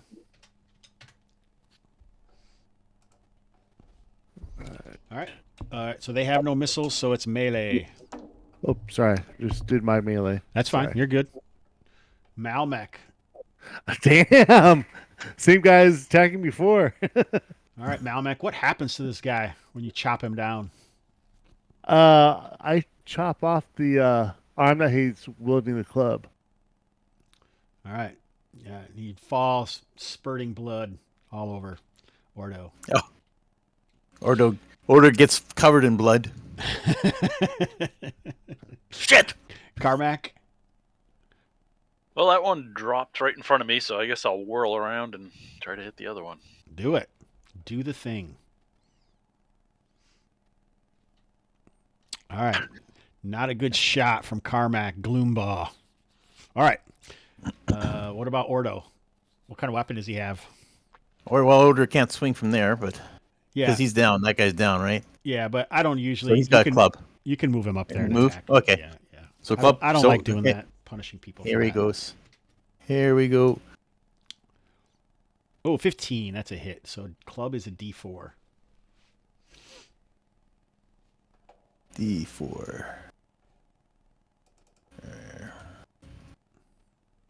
3 points of damage. Nice. All right, I think that's everybody. All right, so Yep. we got 3 people. All right. He did not like Ordo coming up and whacking him with a stick. Big stick. Swings at him with his stone club. Ooh, that's probably a hit.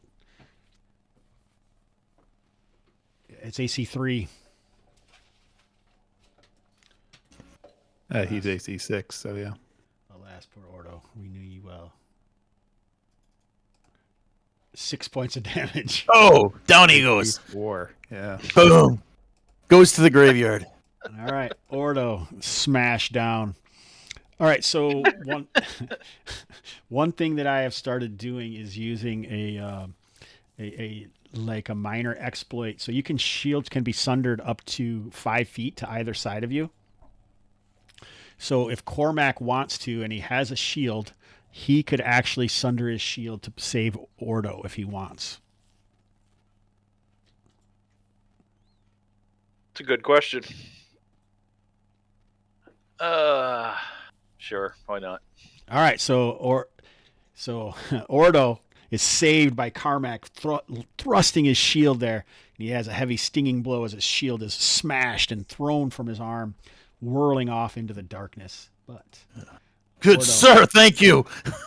Not only did Ordo see his life flash before his eyes, you guys saw his life flash before his eyes as well. All right, so nice. Well, So how does that change my armor class? just down 1 or up 1. Oh, what?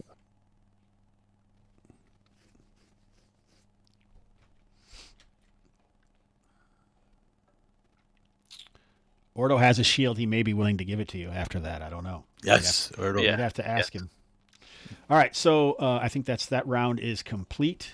A tie is as good as a win. So you are still rolling, Malcolm.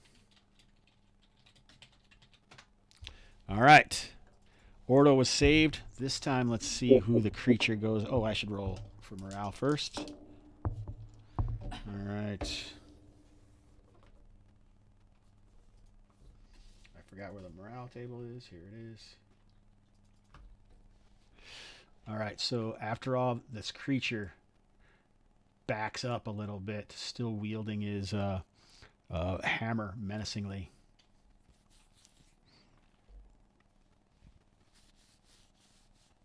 What do you guys do? I am going in for the kill. All right, so move up there. How many can I move? 4 with heavy armor. Yeah, so movement first. And for range, it's like the nearest part of them, so he's at 40 feet. Yep. Okay, then I don't really need to move. All right, movement's done. Carmack, are you staying there? No. All right, missiles. Yep, I'm going to sling him again. Ooh, what's a hit? This guy's hanging on by a thread. I think we're going to hold off this round because he's surrounded by 3. With, It's okay. You can still shoot if you want, but you, like I say, you can aim if you want to. Or not. Doesn't matter. It's up to you. Yeah, okay. Let's go for it. It's -4. You said. Yep.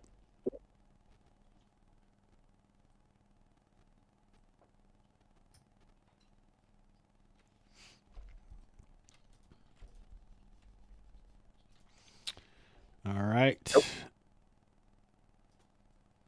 That was a 10, so you would have been fine either way. All right. Maleski. So all you guys can attack. All right.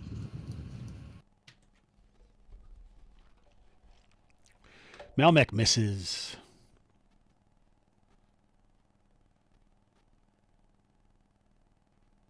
Ordo misses.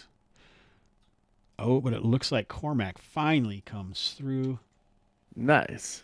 what happens to this creature, Carmack, as you chase him down as he's trying to withdraw? As he's trying to run away, I don't know, cut his Achilles and finish him off. All right, he goes down in a squeal, much more like a pig than any lizard you've ever heard. All right, so it seems like relatively unscathed, no trouble for this band of BSers. Now what? So I go over and hand my shield to who saved me there? Carmack. Carmack. Sir, I owe you. Here. All right. So Ordo is an NPC. Why don't we make a loyalty roll to see if he's willing to give up his shield that could possibly save his life later? Loyalty. Where are we here? So it's on your character sheet next to charisma. So there's just that roll. There's a number there. Oh, You yeah, hit it, and yeah. if it's under that, then he does it. If it's over it, he won't. Success. So indeed, Ordo is a fine feller. Let's see. What else do we know about Ordo? Anything? Better make sure he's not chaotic. Nope. He pats his chest and I still have my small set of knives, so I don't need this shield. You take it. I All right. removed his shield. His AC So you is now said 7. that the bodies had some sacks. Yeah, like little leaf or leather satchels. Check them. Yep. All righty. So between While, go ahead. sorry, I was Go just going to say, while people are rifling through their stuff, I'd like to drag the bodies away a bit of a distance because blood can tend to attract other things. So I don't want corpses near the camp. Like giant dinosaur monsters. That kind of thing, you know. You didn't want breakfast? Well, why don't we just it's almost light now anyways. Why don't we pack up and get out of here once we then we're not going to be here much longer, are we? No. No, I wouldn't think so. At 7 feet tall, you could make a lot of boots out of those. Yeah. Lizard skin boots. Yep. Too bad no one's a tailor. All right, so one of them has a piece of bone that looks like the size of a man's ulna or radial bone in their arm. So like one of the bones in your arm. It looks like it's designed like it's been engraved prettily. It's worth 3 gold pieces.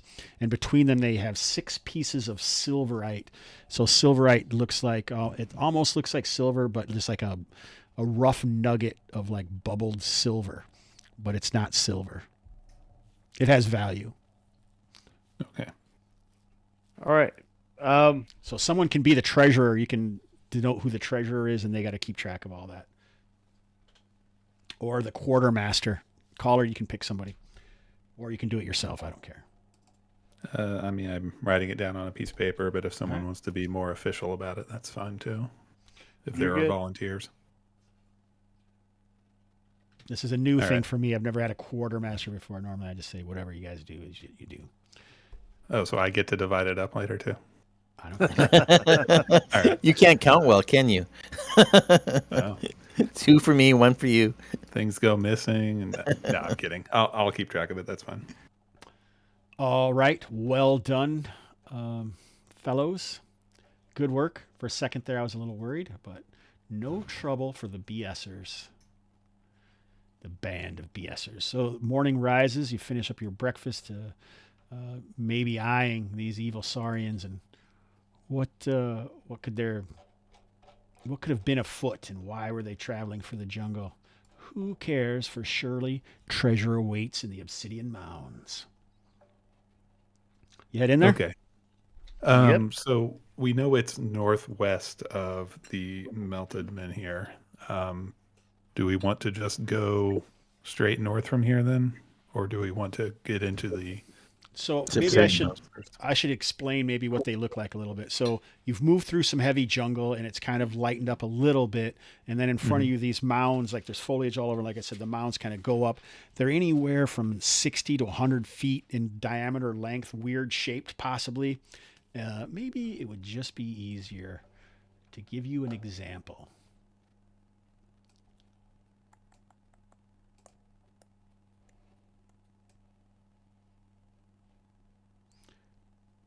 Okay. So this would be deep into the mounds, but like we could say that if you were in the very point, you would see something like this sticking out of the very first one, even from where you are as you approach the mounds, almost like some kind of beacon or trail marker. But instead of being fully sized like it's on top of the mound as well, which they're probably 30 to 50 feet high. And they're a hard scrabble because there is some foliage that you can use, but they seem to be made out of small bits of scree or obsidian. So you're almost like, as you're moving, they've kind of tumbled around you, but you can get on top of them if you wish. So the first thing you would see is the first mound, and that would have that menhir, but it would be like, looks like it's almost melted, like if it was made out of wax and got burnt. Right. And then they just kind of spread out after that. And so when you're in the bottom areas that are green on this map, you can't really see very far because the mounds block your vision all around you. Okay. Like moving through these giant berms almost is what it's like. Yeah, and it seems like if we got up to the top, we would be able to see a little farther away. Oh yeah. Yep. You'd be able to like see the mounds stretch out before you. Okay, so it might be worth climbing up one just to get a look to the northwest and see if we can see anything that might be in our way. All right. So, like I say, this is only kind of an example. I use this. I've never used this map before because it's a brand new one. I'll show you the old one I used to use just for an example, if you care, I guess. Yeah. Question, or was there any talking? Are these mounds created? Did people make them as burial mounds, or are they kind of natural structures? I think it's hard to tell, really. So this is the old map that I used to use, and there used to even be a buried menhir somewhere in the. Oh, it's this white dot. Okay. It's this white square. So this is like the first one. You can see there's quite a difference. Like I didn't know what I was doing with the green background, and I used a hex map, and so you can definitely move on top of them if you want to. We'll use this map right now, and then when you get in farther, we'll use the other ones. There you go. There's your tokens. What's the scale on that one, Jay? We'll say 5 feet probably. Just to, what's it say when you do that? It might be smaller. I guess. 30. Yeah, so we'll just go 5 feet. Okay. And you can go onto the first one, or you can travel in a little deeper and go up the mounds, or whatever you want to do. I don't So think are we wanna all go- going up, or are we just sending I think someone we should stay together for now. Right. So I don't think we want to go too far into the mounds because those are off to the northeast, and we're supposed to look to the northwest. But climbing up one of them just to try to get a view in that direction is probably a good idea. Are there any volunteers for climbing up on top of this thing? Or do we want to make I'll go. the porter do it? Torchbearer, sir. Torchbearer. No, Until that's fine. you say he's a torchbearer, then he's going to say he's a porter. He's just Right. conflictory. If Who's there's going a up? volunteer, then that's great. Eric said he would, right? I mean, Yeah. if Yep. you go up, do you think you might be able to tell anything actually about the structure from the top, being a dwarf and therefore I assume pretty knowledgeable about all things stony? Let me go up there and check. All right, make a dex check. So Malmac moves over. You guys can put your tokens wherever you want. We'll say this is the mound itself right here. Malmac, you're going up like right by where the melted menhir is. Yes. Wow. Nice. All right, so that isn't a critical success. A critical success would have been an 11, so that's barely a success, but you still made it. So Malmac goes up, and you can see the scree kind of falling down as he like has to dig his hands in there to go up the side of the hill. Got it. So you reach the top, and you can see like at its base, it's probably the menhir is like about 3 feet by 3 feet, and probably, structurally using your architectural expertise, you guess that it was probably 7 or 8 feet tall at one point, and maybe was similar to like the Washington Monument in shape. It looks like acid or dragon breath or something has melted it to only be, only about 2 or 3 feet high, and it's all kind of bubbly, and it looks like somehow this stone, maybe alabaster or was reached its melting point at some time and melted down. You can just like wax, you can see where it like dribbled down around it, but it's certainly not wax. So it must have been some incredible heat. You can Got it. So on the top, you can also see nearby. These look like man-made cairns or small mounds, but they've been kind of rifled through, like maybe a pile of bone, or maybe like a pile of bone and like rocks were here at one point. But now you can tell that they've been like dug through, and quite a while ago, because some foliage is over top of it.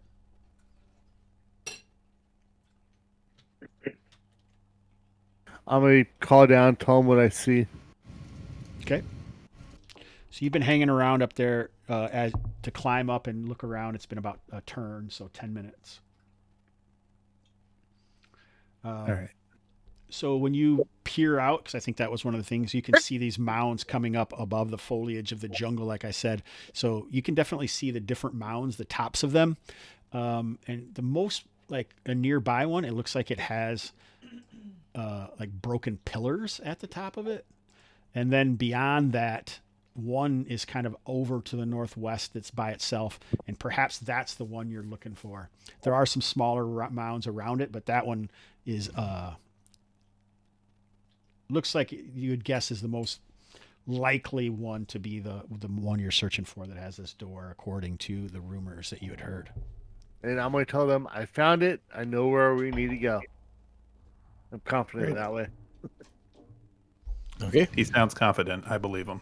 All right, so you can choose intelligence or wisdom. Why don't you make a check? A check on that. Intelligence. Yep. And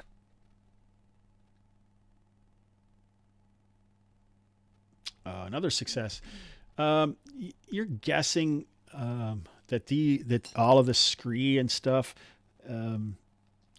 it maybe had a natural foundation, but then a lot of the stuff is certainly man-made, but it was likely, centuries ago.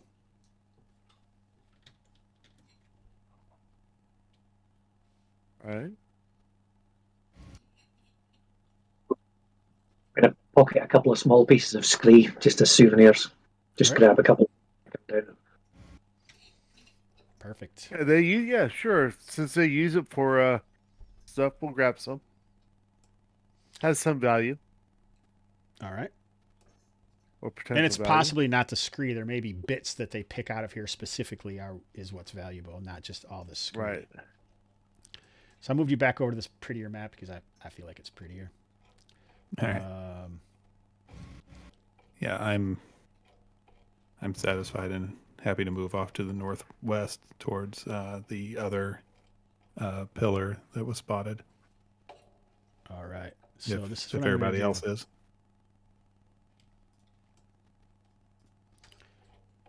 So you think it's this direction.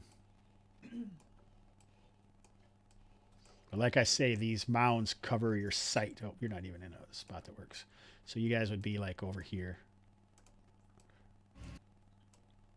The green is like level ground. Mm-hmm. And the weird color is like moving up, and as it goes, the higher it gets. So really all you can see is these paths at the bottom.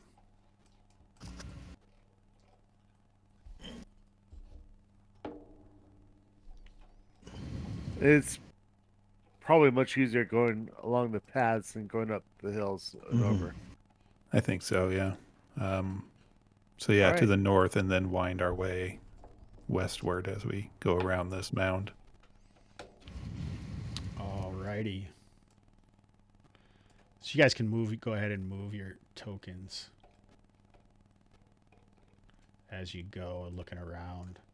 Head on a swivel, they say.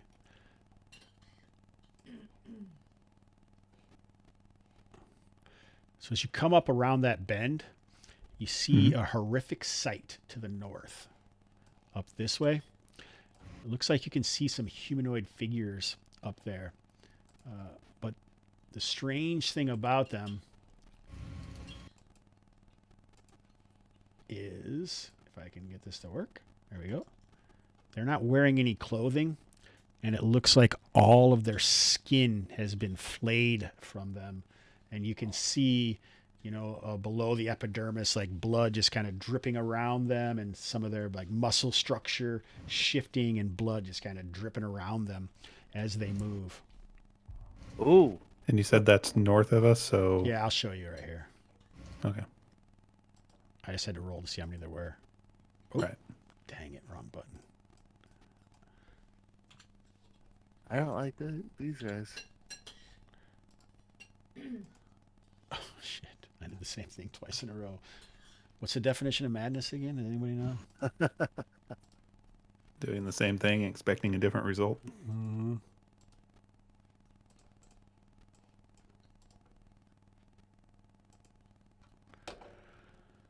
All right. And how fast are they moving? So like you guys just kind of come around, and you're probably still back as you come around the bottom of this hill, and you spot them right up there. And they seem to spot you at the same time, so neither of you are surprised. They look like they'd be human-sized speed. It's difficult to tell. Here we go. Here's a picture. Not good. All right. Why did I come adventuring? I say that Cormac and I hold this way while you guys run off. Run? Oh, you guys run off? Is that what he said? So Well, get if we by have- and we could try to slow them down or something. let's say if we have armored people, then they are moving as fast as unarmored people. They're gonna catch us. Right. That's why I was saying Cormac and I will try to hold off this path here while you guys can make your way out over there. Wait, a little don't more. move closer. Let them come to us. All right. We'll It sounds like try it's to time pepper to 'em. roll initiative. Yeah, I think so. If we're not going to be able to outrun them, then yeah, try to set up some sort of defensive position. But they're gonna get to us. We've got nowhere to go necessarily. Yeah. We don't want to be running into an area that we haven't Yeah. been in before. Might be running into more trouble. Yeah, exactly. Yeah, you Is can Mountain run blindly still- through these obsidian mounds. Certainly that'd be safe. Well, I was thinking of if you guys want to be over here. How do you do the Hold That's down just- your left mouse button. hold it down? Got it. If you guys want to be over here, well, we try to hold them off over here. I'm not sure it'll make that much difference. Who's up for initiative? Is it still Malcolm? I think I lost the last one, so All right, John, Would you? you're up, man. Last time was a tie, so is that a? Oh, no, yeah, tie stays. it was a tie, but then I lost the round after. Yeah, I Oh, think you you're did. right. Yep. I've got to ask Jason. House rule or BX rule, fired arrows, are they broken or recoverable? Good 5. I usually just do half, so you lose half. Same thing with bullets. Oh, nice job, John. Winner, winner, chicken dinner. Let's move. I'm not moving. I'm gonna get my crossbow out. Okay. How Anybody does else? this work as far as switching weapons and stuff? I just let you do it. All right. As so long as it makes what's sense. the plan? Let's Pepper them from here and let them come to us. Yes, let them come to us. bring down Okay. as many missile fire and then back up behind the fighters at the front. Hey guys, I gotta Yeah. step away for just a second. Hey, let's all take a 2 or 3 minute break. It's good for me. Okay. Yep. Yep. All right, that works Okay. too. Yep.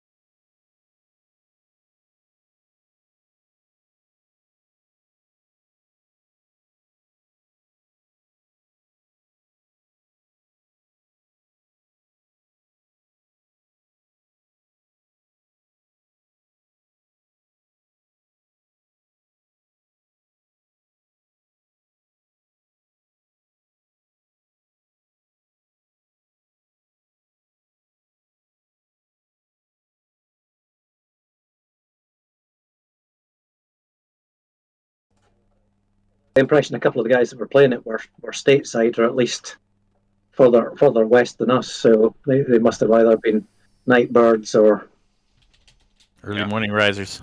yeah, pretty much. That's commitment right there. Yeah. 9 Had to go get. bad enough. Yeah, I had to go get some more clothes on. He says, "Jeez, it got cold last night. -40 out there, so Oh wow. Ouch. yeah, it's cold last night." I thought it was cold. It got down to 43.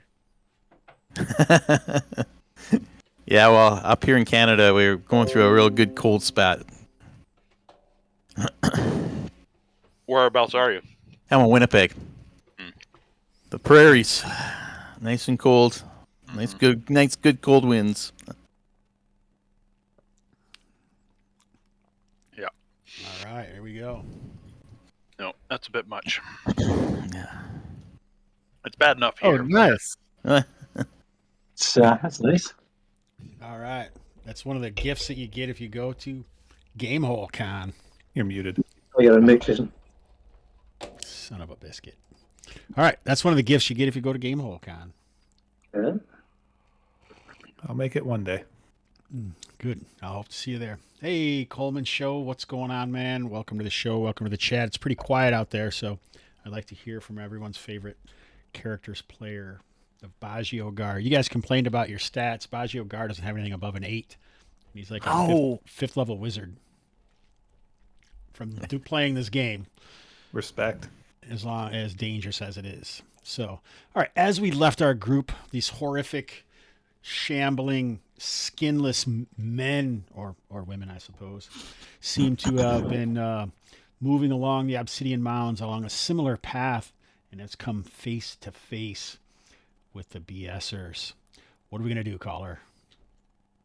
So we did win the initiative. I think what was the plan was Malmec and Carmack were going to move up slightly to keep them from getting too close to us, while the rest of us tried to pick them off with missile attacks. I think that was the plan. So move. How far up? Here Not- or Not up very. Let them come to One more? us, I think. So here? without treasure, you can move 20 feet. So 4 squares if you have heavy armor.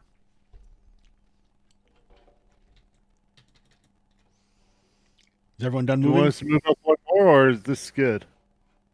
I'm thinking if we move the other way, it might take them longer to get to us. We might get another round of fire missiles at them. Are you saying move back a little bit more? Well, I don't know. I'll shoot for as long as I can before they engage you anyway. So Right. Yeah, let's just try it here. All right. And I'm going to be... Well, I guess intimidation probably won't work. Yeah, and they're at medium range for me. Go ahead, missiles. All right, I will try to sling this, the lead one.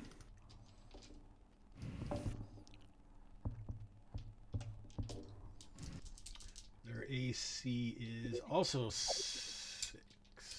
Seems a little high, but Not great. misses.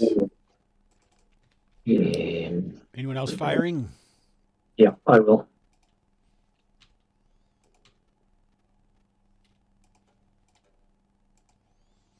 All right, that's a hit. Are you guys shooting at the same one, that lead one? Yeah. Yeah. All right, so he goes under a barrage of fire. Stumbles and falls to his feet. Gibbous blood pooling around him, already congealing in the jungle foliage. Anyone else? That's it. I think that was it for missiles, yeah. All right.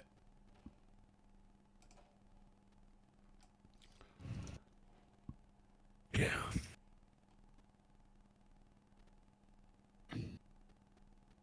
Mm-hmm. All right. So these creatures with a ominous burst of speed, still moving erratically though, charge forward. All right, initiative.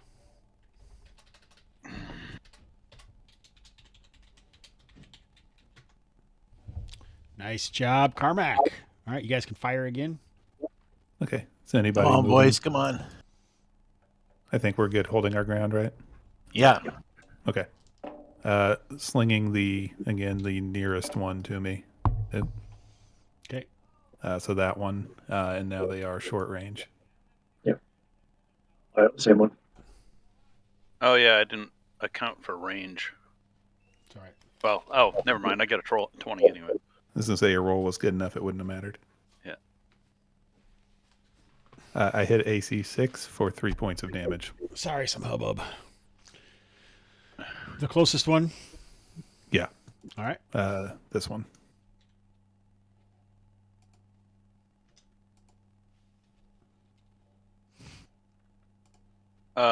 So I can still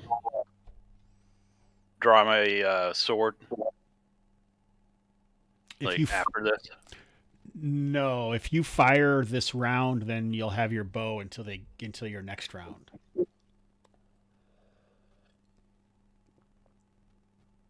Yeah, whatever. I'm okay with that. Okay, so you'll lose a point of AC because you won't have a shield either. Okay. I'm gonna shoot this one, or shoot at him. I'm on a different screen. I didn't see which one you pinged, but you can tell me in a second. Did you hit him? Oh, you did. Was it the same one or like? Which one? No, Sorry. it was the one to the left. All right.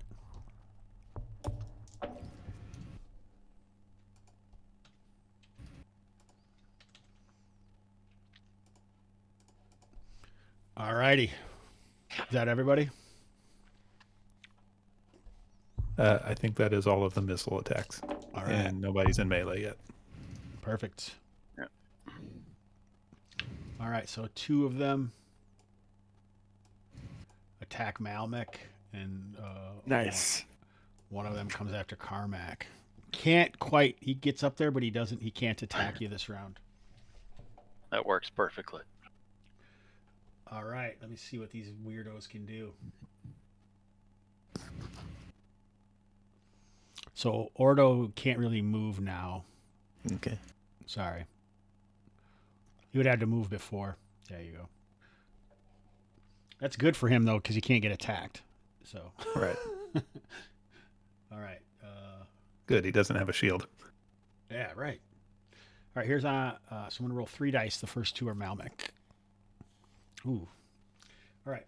Malmec, these creatures are attacking you, and they start rending you with their claws.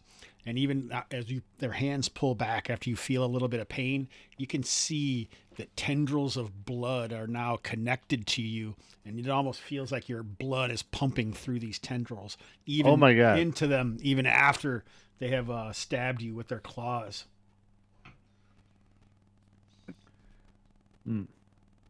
All right, so these guys are a little weird. I kind of messed it up here. I didn't realize something.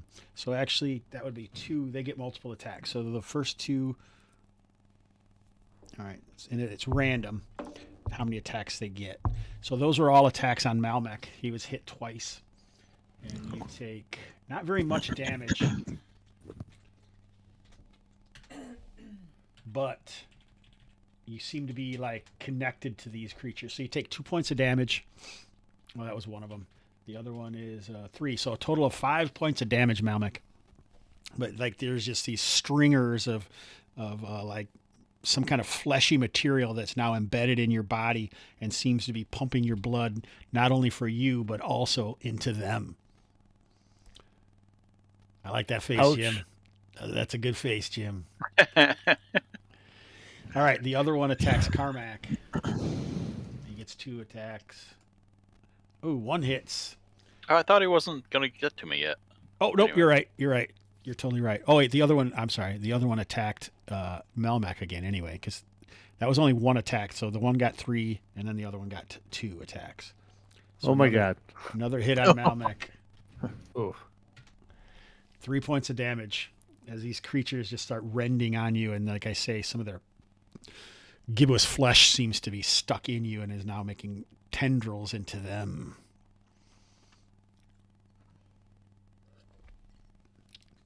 All right, I think that's it. Did we just lose a dwarf? I don't know. Not yet. Just about, though. Ooh, all right. So you feel like your blood is still pumping through these, and they're not going to have to swing to suck blood from you. So Hopefully, want to win we win initiative. initiative. This time. It's still me, right? Yep. Yeah, you've been winning. Nope. Oh, Sorry, Melmac. Ooh. How many hit points do you Yeah. have left? 1. Do you have a shield? Yes. So you could use your shield to sunder one of those attacks, so all those things aren't inside you, like the last one. All right. You know what I'm saying? Yeah, let me go ahead and have done that. Okay. Yeah. So That would brought me up to 4. yeah, you get 3 more hit points. But at this, these guys move forward after Carmack, and you can see they're like ignoring you because these strands of bleeding flesh are still stuck into Malmec. Holy shit. And Malmec, you lose 2 hit points.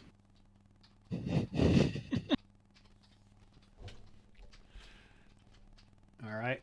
And so now Carmack. Armor class is 3. Yeah. So then you'd lose 2 hit points. And you're still connected to them. Carmack, you're going to get some attacks here. So that would be 1 off of them, 2 off of that. So 1, 2, 3. Quite a few attacks on you here. Awesome. All right. So 15. Do we get missiles in first? This is a new round. They're going first. Then Yeah, we this did. is a new round. Yep. Okay. So 215 is AC 3. What's Carmack's AC? 3. Oh, so one of these hit. Same thing. So like they just kind of rend into you with these strange claws, and you take 2 points of damage. But when his hand comes back, you can feel your blood being pulled from your body. Sweet. Nice. All right. Anybody moving? Dan. You can almost see like the blood sheen almost coating their whole bodies as it's like being sucked out of their enemies.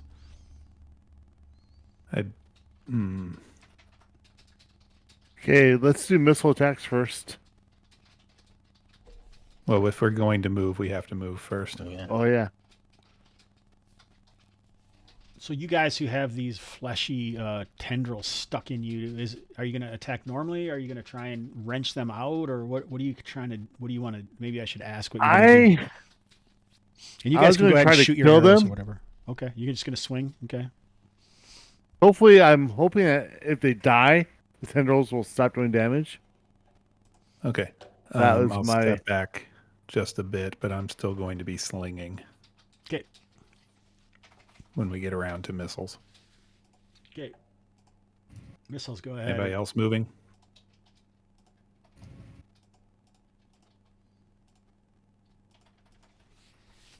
Okay. I think everybody is where they are going to be. All right. Missiles. Okay. If possible, I want to try to hit the one that I had already injured. Sure. So I'm going to try to hit that one again. Oh, miss. No. Anybody else missing? Yeah, I'll try and go for the same one. Go for it.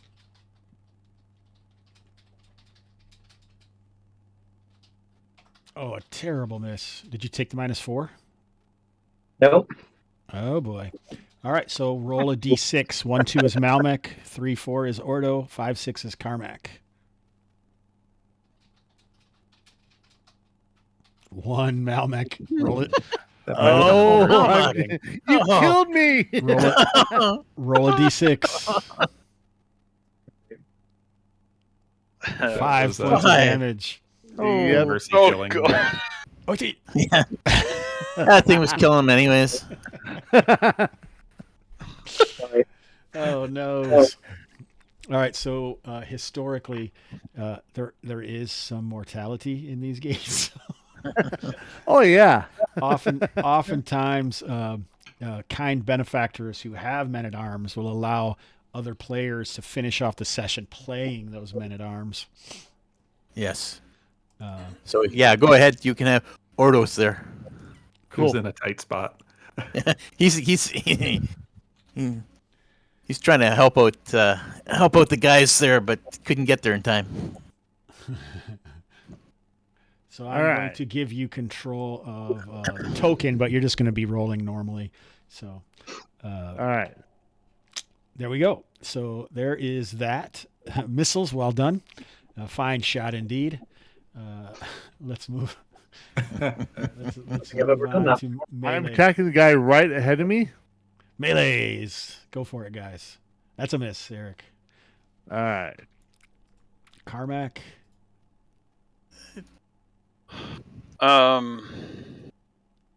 Yeah, just the one that's wounded the most, I guess.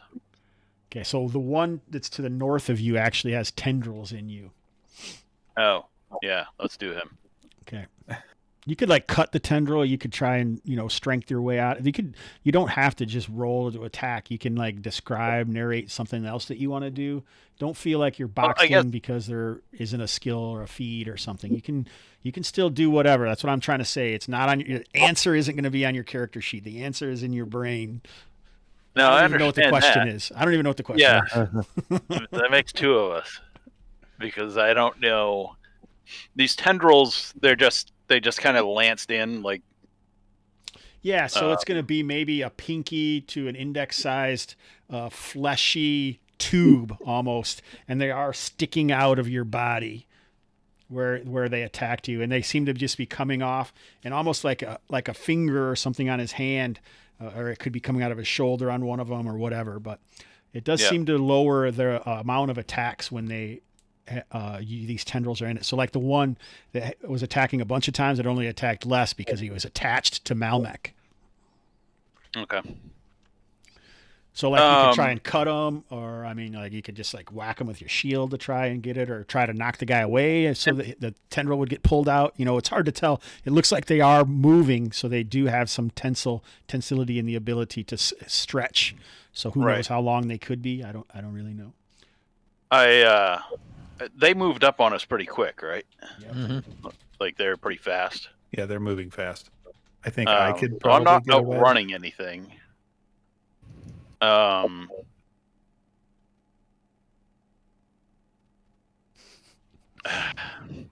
No, screw that. I'm just hitting him. All right. I'll aim for where the tendril's coming out of him, but not specifically aiming for the tendril. Okay.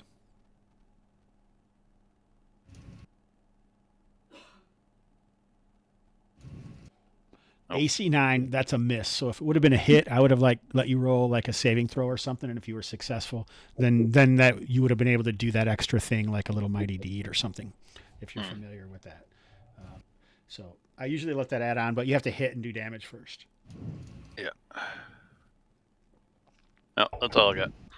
Ordo's done as well. Is this the time, Jimbo G? Is Draktan going to fire his light spell off? Not yet. I don't know. We're not going to do much there. So you have like a flask of oil you could throw. You could try to distract them. There's always things that you can be doing that you don't have to just stand back there, or you could maybe try to decipher what they are. Maybe they have a weakness. I don't know. Just want to let you know that there are always other things that you can be doing. Don't feel like it just because it's just turn, swing. It can be that, but I don't usually run it that way. I'm a pretty heavy story-ish OSR player, I guess. I don't know. Yeah, I take my oil out. Prepare it. I'm going to prepare my oil. Great. And I'm going to see if I can maybe light these guys on fire. Okay. Are you going to throw it, or are you going to run up there and put it on the ground where someone is? Because it's always the best when someone throws fire into the group. That's my favorite. I'm gonna Especially when I'm playing. Right now, I'm preparing it. If those guys go down, or another guy goes down, I'm gonna try to throw it in. All right, perfect. So you have fished around in your pack and dun dun dun dun. Lens flare on the flask of oil as you hold it up like Zelda. All right, Link, I guess. I don't think Zelda ever held anything up in that game. No. All right, is that everyone? I think that was, yeah. All right. I think John failed last time, so is it Jimbo?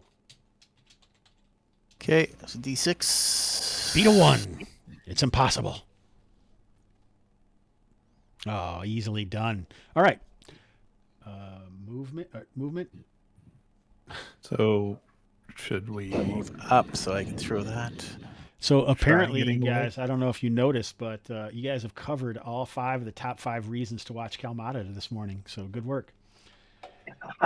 Number 5 is throwing burning objects into the party. Number 4 is firing into a melee. Number 3 is still questionable. Number 2 is me in general. And number 1 is people die.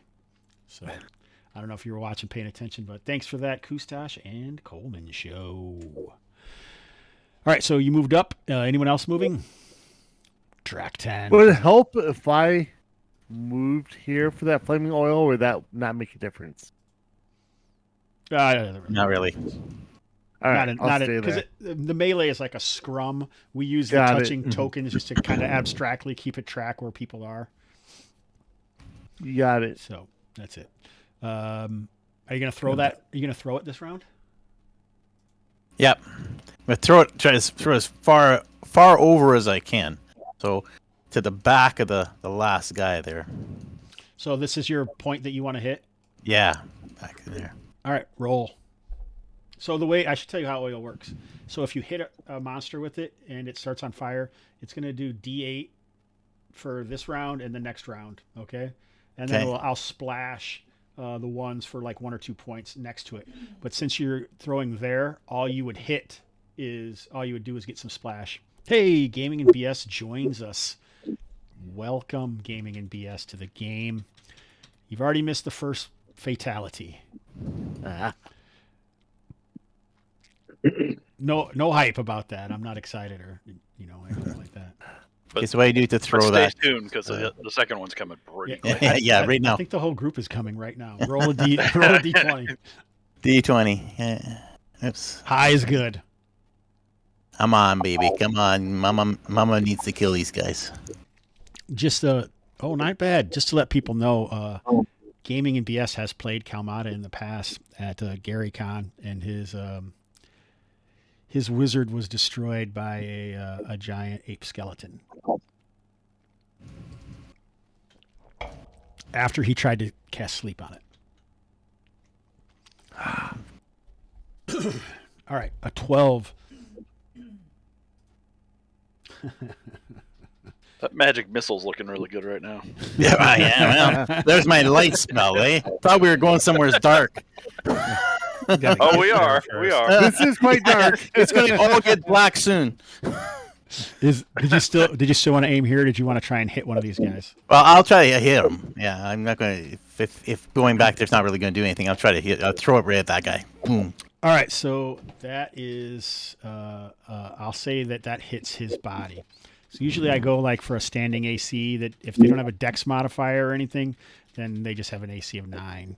So that's going to hit. So yeah, the damage is a D8, but everyone around that is going to take 1 or 2 points of damage. Well, You can roll it yourself, Carmack.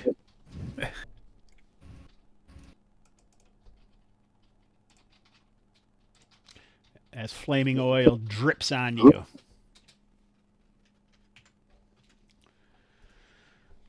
And 1 point of damage. So all these guys take 1 point as well. And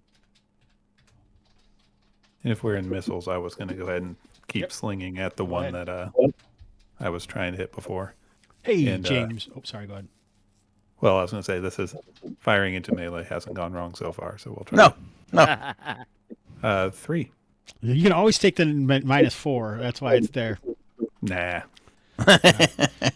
So This the wounded one, right? Yep. All right. What happens to this guy as the sling bullet hits him and kills him? I imagine it hits him right in the forehead, and he's got a rock sticking out of his sort of melted, missing skin skull. And there's got to be some squirting blood or something, right? I mean, I don't. Squirting or gushing, even. Yeah. Okay. Well, let's do both. Why not? Why not? Let's go big or go home, guys. All right. Good. A gouting. Yes, I like it. All right. Good work. Is it now time for Malay? I'm still missiling. I've learned. Go I ahead. feel like I've learned my lesson from last time. Who else can you kill? I take the -4 this time. All right. Good. I put my shield on my back. Yeah. There's better use there, I think. A miss. I would also could tell you another anecdote. This even involves other BSers. Eric Salzwedel played a couple sessions of this, and then he stopped playing after he killed not one, but I think 2 players with friendly fire. But do you get experience from taking their treasure? No, I don't usually give the gold from the other people that die, because that would almost be like telling everyone, like, "Hey, let's get Eric Jeppesen the character to go with us. We can just kill him and take all of his gold and go up a level." Yeah, that's some perverse incentives if you're giving XP for player kills. Yeah. I mean, it is kind of perverse anyway, I have to admit, but that's even too far for me. All right, now is it Malayski? I Right. think Right. so. Can Ordo attack any of these guys, or is he Yes. stuck where he is? No, he can attack. All You right. can step right over top of him, and if you want to, I'll just move him. All right. Guy's still burning, so in front of you. Yeah, that guy's burning. If you want to attack the guy to the right. Yes.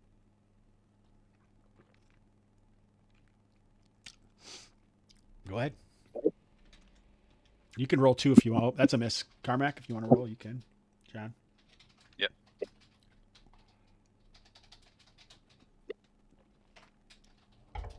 Oh, no, just a bit outside.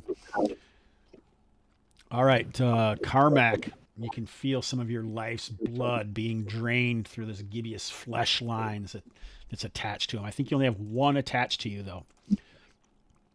The one that's stuck in Malmec comes sizzling back into the one that's burning as he tries to lash out at Ordo. Alas, poor Ordo. Ooh, only one hit. Do I take damage from that one that's attached to me? Yes. Ordo, you take 3 points of damage. Oh. You're dead. But you have one of these things attached to you. Carmack, it attacks with its other 2 tendrils. Misses. Initiative. Let the blood flow. Whose roll? I think you won last time. Yep. Beat a So one. Jimbo. Pico train. There you go. D6. Jimbo's pretty close to Good. Jumbo, All right. which Wins is a win. Sean's cat's name, I think. Wins a win. All right. Movement. Okay, I'm moving back out of here. Okay. I'm Just in good my where I am. bowels. I have a question. Is I got an Ordo, answer. if he tries to back away, can he try to pull that thing off of him with movement? Or, It would be an action, but you can move as well. Yeah. all right, he's going to try to get that out of him. Yeah, you don't have much left. Yeah, And get it out. So yeah, he's Ash's trying to get it out of him and move back. All right. So let's find out. Why don't you roll 3d6? 3d6. Got it. Damage. That's your damage. Nope. Ordo has an 11 strength. Now roll a d20.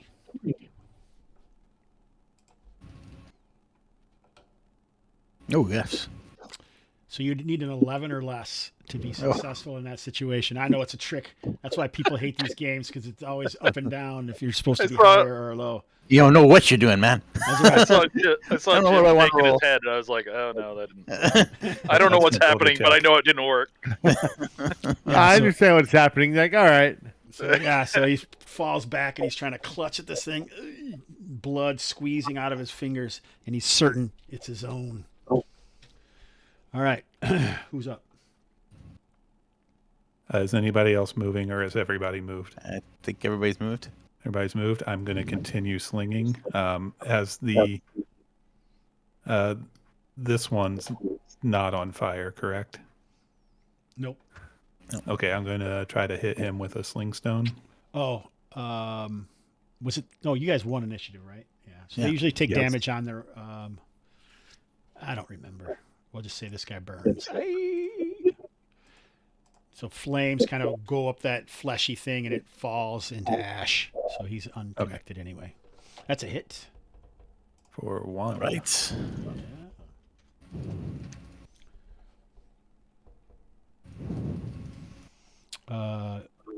Anybody else firing? Shodai? Yeah, Yeah. there you go. Oh, nice. That's a hit.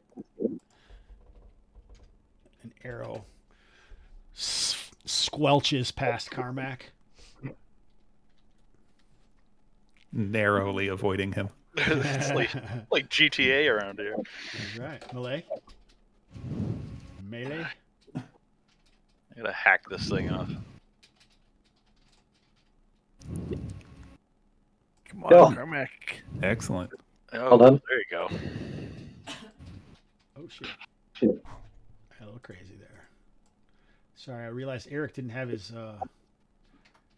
overlay on here, guys. We can't have a guy without his overlay. It's like somebody playing naked. All right. There we go. Ooh, 8 points of damage. All right, what happens to this thing, Carmack, once you finally strike it down? Yeah, wherever that thing's attached to him, I just aim for that and just get a good hit and hack right halfway into his body or whatever. All right. Some more synonyms for heavy bleeding is insert please here, and we'll go from there. So if he seems like you guys have defeated 4 skinless, congratulations. And 1 dwarf. Yes. And you defeated the dwarf as well. Good work. This is the mound here that you think it's supposed to be. Oh, so we are very close Okay. to where we were. Ordo trying is to going to gradually go over there and take Malmic's sword, because I think that's better than his club. Mm-hmm. For sure. Like, he's not going to be needing this. So now he has a sword. All right. He could take. Oh, he doesn't have a shield, so he can't take his shield. Can't get your shield back. Okay, so we do think we're very close to the mound that we were trying to get to, though. Yes. We're Okay, burning through shields. But there are more torches, food, water skin, crowbar. You might need that. Yeah. Pen, ink, and paper. Ah. The Is his will on it? whole column. We're writing the will right now. I give all my positions to to the guy who killed me. All right. This is the most lively you guys have been the whole session. All it takes is some friendly One fire, and character everyone's now. excited. And All right. it's pretty obvious these guys that attacked us weren't carrying anything, right? Yeah, I mean, Right. nothing but other people's blood, and maybe their own. It's hard to tell. Okay. Since we're so close to where we were going, we should probably continue on rather than taking Malmic's body back to town. Yeah. I don't feel like digging the grave. That's how he would have wanted it, I think.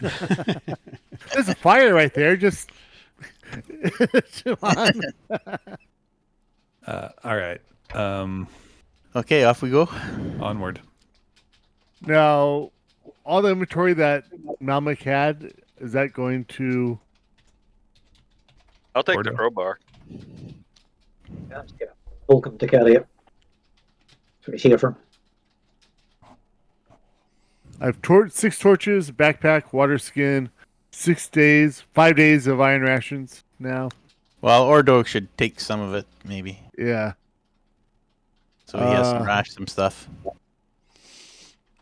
Oh, I guess this might be a good time to tell you guys that this is a everything that happens continues. So if you ever wanted to play in another Kalmatta game at another BSer Con, or if I'm at Gamehole running Kalmatta, keep your characters, and or like if I run a pickup game even during BSer Con, you play the same character, so they just keep on gaining experience and going. So it's like a, I don't know, a living campaign or something like that.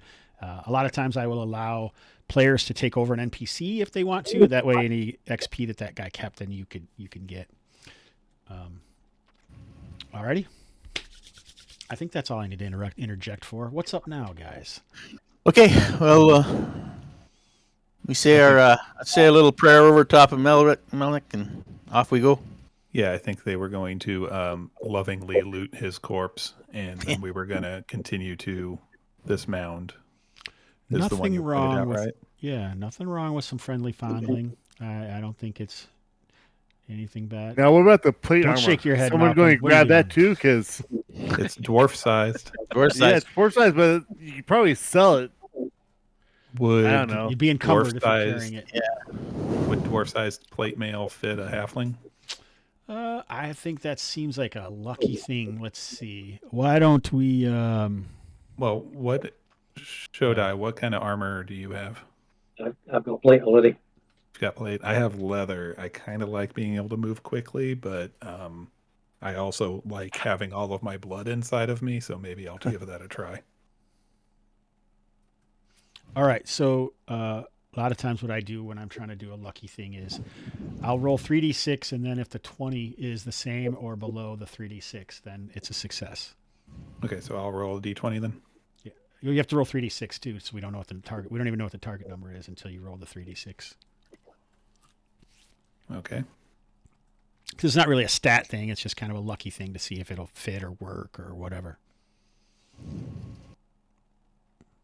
I think depending on how good the success is, maybe. Oh, a 5, yeah. So I think you can wear it, and we're just going to say it works as regular plate mail for you. So for whatever reason, it works. Congratulations. Just heighten up some belts and loosen up some ties, and you're good to go. You're now the All right. happy owner of some slightly damaged plate armor. Right. I think Gaming and BS is leaving us. He's like saying goodbye stuff. I can tell. He's like at the party making his rounds right now. He said, thanks for attending BSer Con, guys. I don't know if you're watching. You're very welcome, Sean. All right. And okay, plate mail, and that puts me at heavy encumbrance, right? Yep. Thanks for being here, Seaner. All right. So somehow the party is better, even though they are lessened by a man.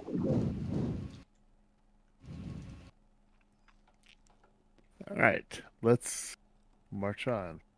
Okay. So who am I? Are you going to I'm climb this mound, checking or what's your plan? Darkon.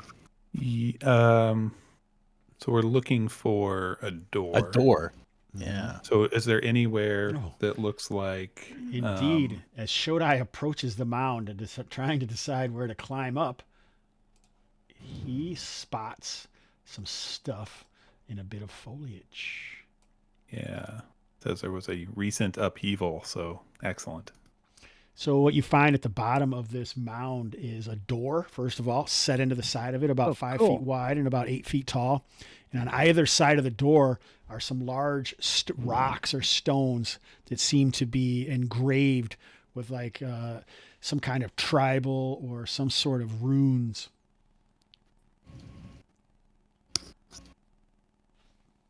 Anybody smart? Well, I can Able take to a read? look.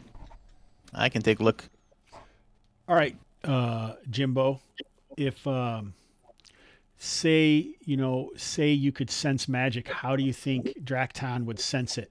Would it be like an odor? Could he slightly see like a slight shimmering, or He would probably do a touch on it and see if he could feel any vibrations in it.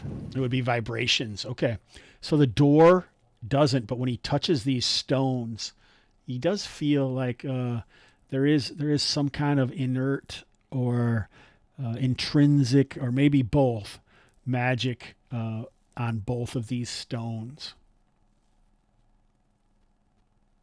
I don't usually, you can detect magic, the spell will give you a lot more capabilities, but I usually let wizards kind of have a magic sense. Well, guys, the stones themselves are magic. There's some kind of magic in the stones. We probably have to manipulate them some way to open that door. So the door looks like it's just a stone, like instead of a triptych, like you would have to like crack it open unless there was some other way to open it, you know, physically, like with a crowbar and hammer or something, or maybe there is a way to open it, maybe not, you know, don't know for sure at this point. How large are these stones? They're probably 3 or 4 feet long and almost, I'd say like an egg shaped, close to that, but maybe not as tight of a corner on the end to make it exactly. They're not exactly the same size shaped, but they're pretty big stones. Do they flare down at the bottom? Yeah, they flare down at the bottom. Maybe There's we a bunch of touch both foliage stones around. at the same time. Sorry, what was that? Touch both stones at the same time. We could. Do they move at all? Is there any turning? Can you turn these stones in any way? When Draktan is attempting to manipulate them, they feel like they're heavy. I mean, they probably weigh 150 pounds or so, and they shift like natural stones would, but not like they're not on some kind of pillar fulcrum or anything like that. And there's no stains on them. Just like the normal stains of like rain or being hidden by foliage for centuries, perhaps. So they're not painted. They're actually they're actually like engraved with these swirls. Maybe we should get some blood, maybe dwarf blood, and pour it on there. We do have lots of blood around. Yes. Yeah.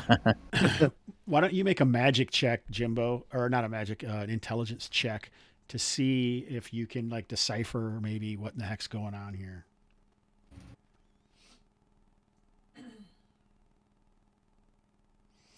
Yeah, you think you have to smash someone's head onto each stone until their brain matter, and they have to be living and a friend. No. Carmack, come here. It's like, or do I wait a change you? Bam. Put your head here. Wait a minute. Yeah, I don't know, guys. Like, right. if they're magical, we have to find a way of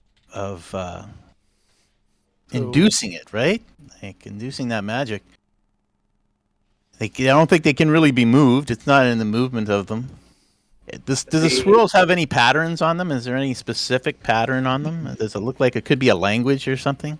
Yeah, it's possible that it could be some iconography or something that maybe means something, but unfortunately, the vast volumes and tomes that Draktan has involved himself with have not opened this question for him. Here's what Promise is going to do. He's going to walk over towards the mess that we left over there, get some blood on his hand, and he's going to come and trace one of the swirling patterns on one of the rocks with blood and see if anything happens. All right, so it gets bloody, and the stone does feel warm, even beyond the cooling, sanguine liquid that's smeared all over your hands, but there isn't any magic, or it doesn't seem to have a magical response. Okay, nothing changes. Mm-mm. I'm going to take... Two of them is probably significant. So two people have to be doing something simultaneously, one to each, to get it to work rather than one at a time. Or Yeah, one on each rock. We should try be it. one of these stone. is there, although we can't, you said, Jason, we can't decipher the language or iconography. Is there an obvious symbol on both of them that's the same? You make a wisdom or intelligence check, your choice. When I can't decide which one it should be, I always just let other people do. I do the same thing for like acrobatics or athletics. Just I don't make you choose one or the other unless it's obvious that it should be. Just like intelligence or wisdom, I don't make you choose one or the other unless it's obvious that it should be. So, yeah, you think you do see a symbol in all of the swirls that seems the same on both. Okay. I suggest Furthermore, you are playing a halfling, right? Yep. Yeah. I would say sometime in your travels, maybe you've seen something similar to this, and it's like a symbol that you would think of maybe like spirits or liquor or wine. Oh.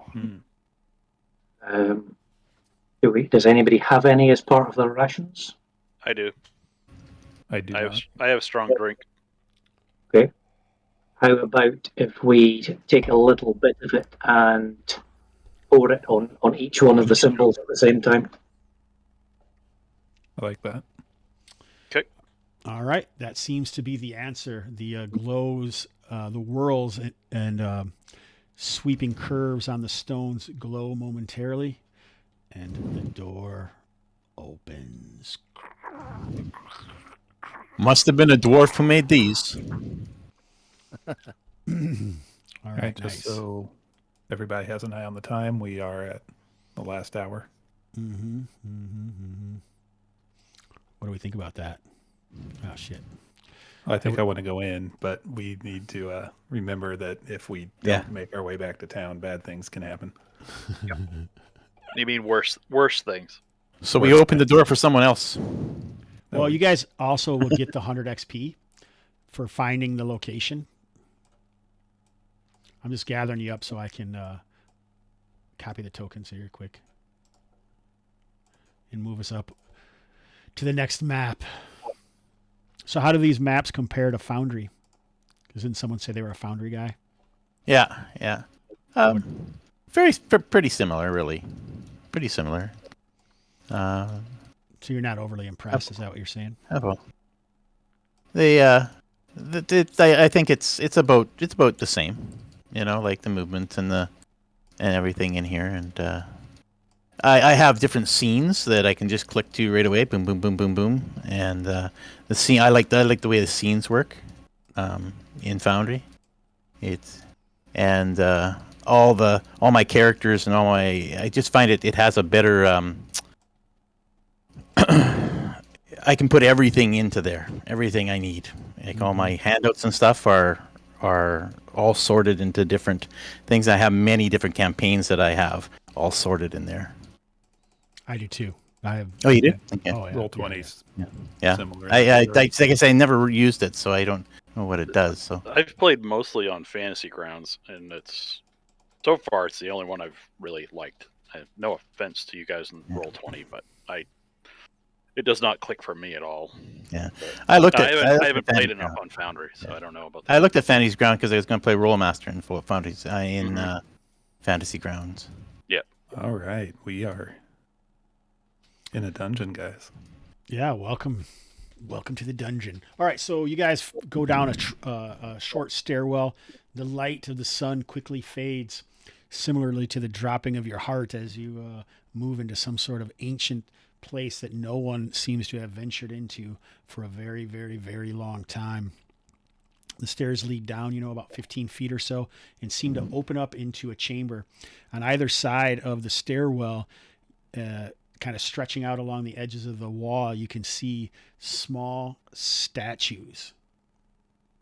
It looks like of a naked, bald, fat man down on his haunches with his hands up underneath his chin. Naked.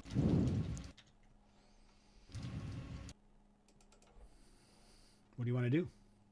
I see no reason not to move forward a bit. Oh, and their bellies are grossly extended. Sorry. I got to read my own box text. Buddhas. Let's get Holcomb to start earning his money. Light up a torch. Yep. That's why you can see as I gave him light. Okay. Yep. So he's going to have to be near the middle someplace. I think we have to move in a little bit because we're all crowded into the entryway. Oh, I guess I'm on point now, huh? By myself. Well, I'm happy to see since I'm responsible for why you're on your own. I'll switch out. I've got a flail, so I'll stow my bow and pick up my flail. I forgot you had a flail. Does So it did say I. does it say on there +1 versus ignore, or does it say ignore shields on there? This is ignore shields. Yeah, that's something I just made up. So Yeah. And Ordo now has a sword. all right, so you'd have to move. Whoever's controlling Holcomb is going to have to keep him Yeah. up there so people can see. Yeah. There you go. Move those stones. We're the same. Yeah, so as you can see, there's some of these statues on either side. More stones. These are slopes up, and this way stays the same. Okay. And this is like a wall? Yeah, that's like a cliff, basically. Oh, okay. Oh, So this ledge or slopes whatever. up. Yeah, ledge. So is this, but Yeah. you can't see that one, I don't think. Okay. See if these stones have the same pattern on them. Are you going to go up there? What do Yeah. we know what we're looking for or not really? No, No. we're We mostly know a just door. looking around. We found our Nice. door. Treasure. Yeah, and this seems to be the An stones are set entryway. up sort of like a passage, like the entry that we came into. Yeah. But if this is sloping up, maybe we can go up just a little ways this way first and try to get more. I go to the cover. stone again and I touch the stone to see if I feel the same vibration in this stone as Or the same symbol? the same symbols. Yeah, Right. as you look through it, you definitely feel it certainly has some intrinsic magic to it, and you do spot the same symbol. Do we want to try putting a little liquor on this one too? It might close the door. It might. True, actually. Or I'm thinking maybe is there a trap on that one as you move through it?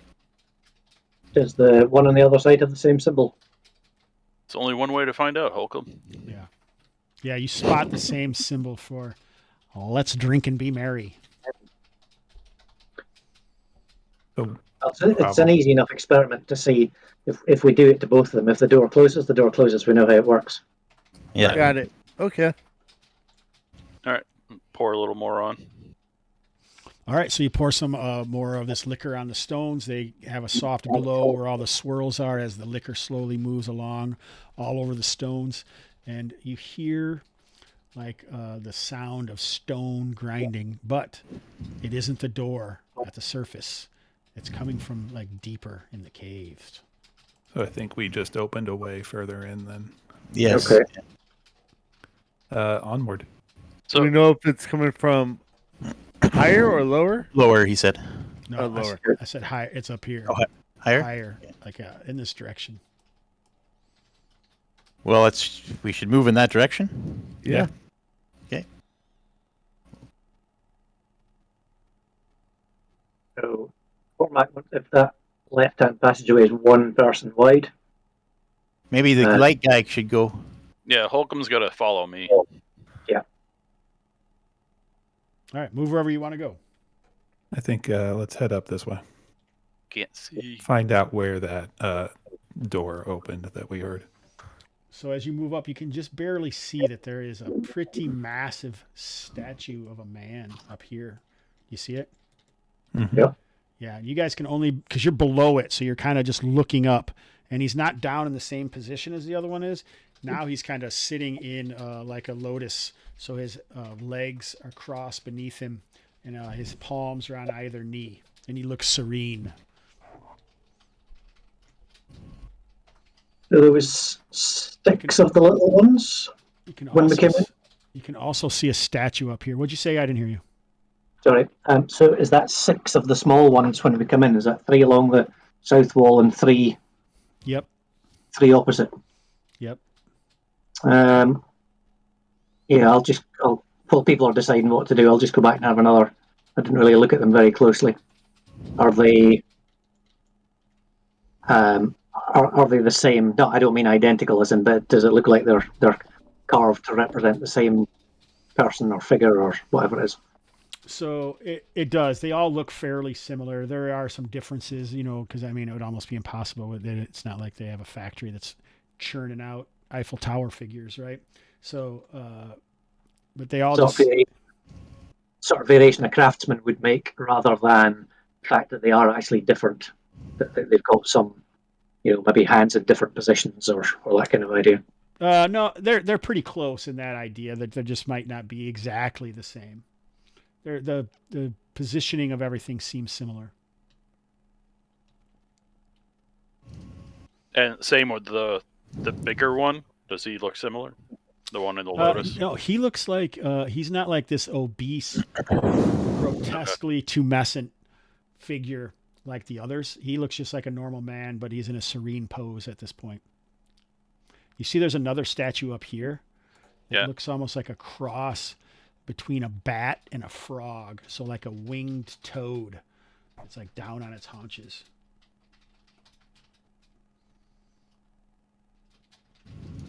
All right, I'm for continuing on up this direction. Yep. Okay. Follow me, Holcomb. Just one last question before we leave. The small ones, the small kind of squatting ones, how big are they exactly? In the position that they're in, way down on their haunches and like their elbows on their knees, they're only probably about 3 feet tall. Still, if 3 feet tall, if they're made of stone, that's going to be pretty heavy. Mm-hmm. Okay, so it's not as if we are expected to pick them up and take them with us or something along those lines. It would be. Absolutely, this was a place built for giants. No, not really. I'm just kidding. What about the frog-looking thing? How big is that? It's big.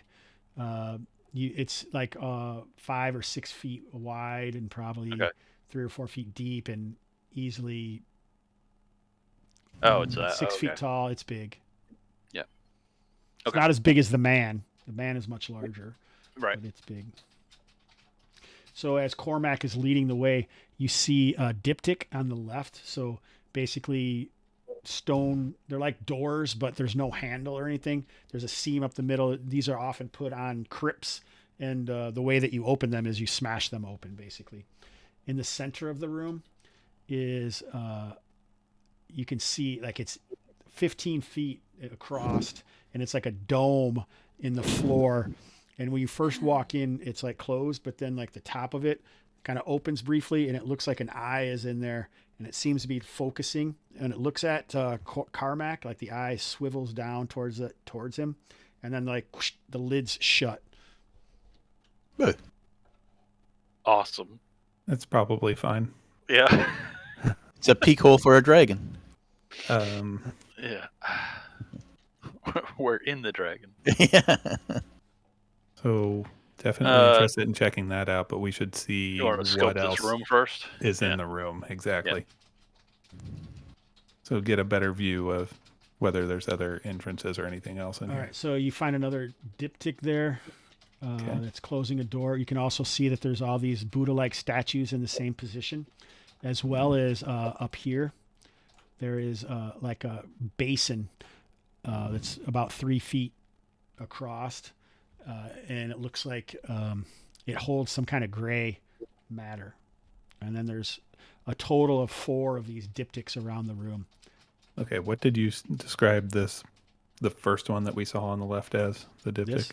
So basically it's like a stone door, but there's Right. no handles or anything. It's almost like someone put stone slabs and put them across there.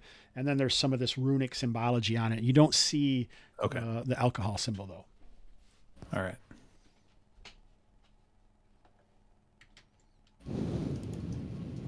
That little red thing is the basin. Yes.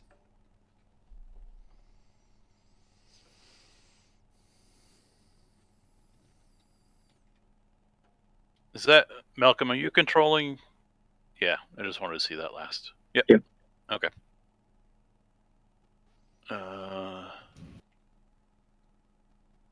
Can I look closer at the basin? Just see, does that have any smell or what kind of viscosity is it or anything? It doesn't take long. You think it's full of ash. Oh. Oh. There's nothing in this room that we've seen that sounded like it corresponded to the grating sound that we heard when we worked the two stones. Is there any? There's no suggestion. We look around the floor. There's no kind of drag marks in the dust as if one of these doors is opened or shut. So you don't believe anything or anyone has been here in a very, very long time. If only you had a dwarf architect, they could probably give you more information pertaining to these idiosyncrasies. But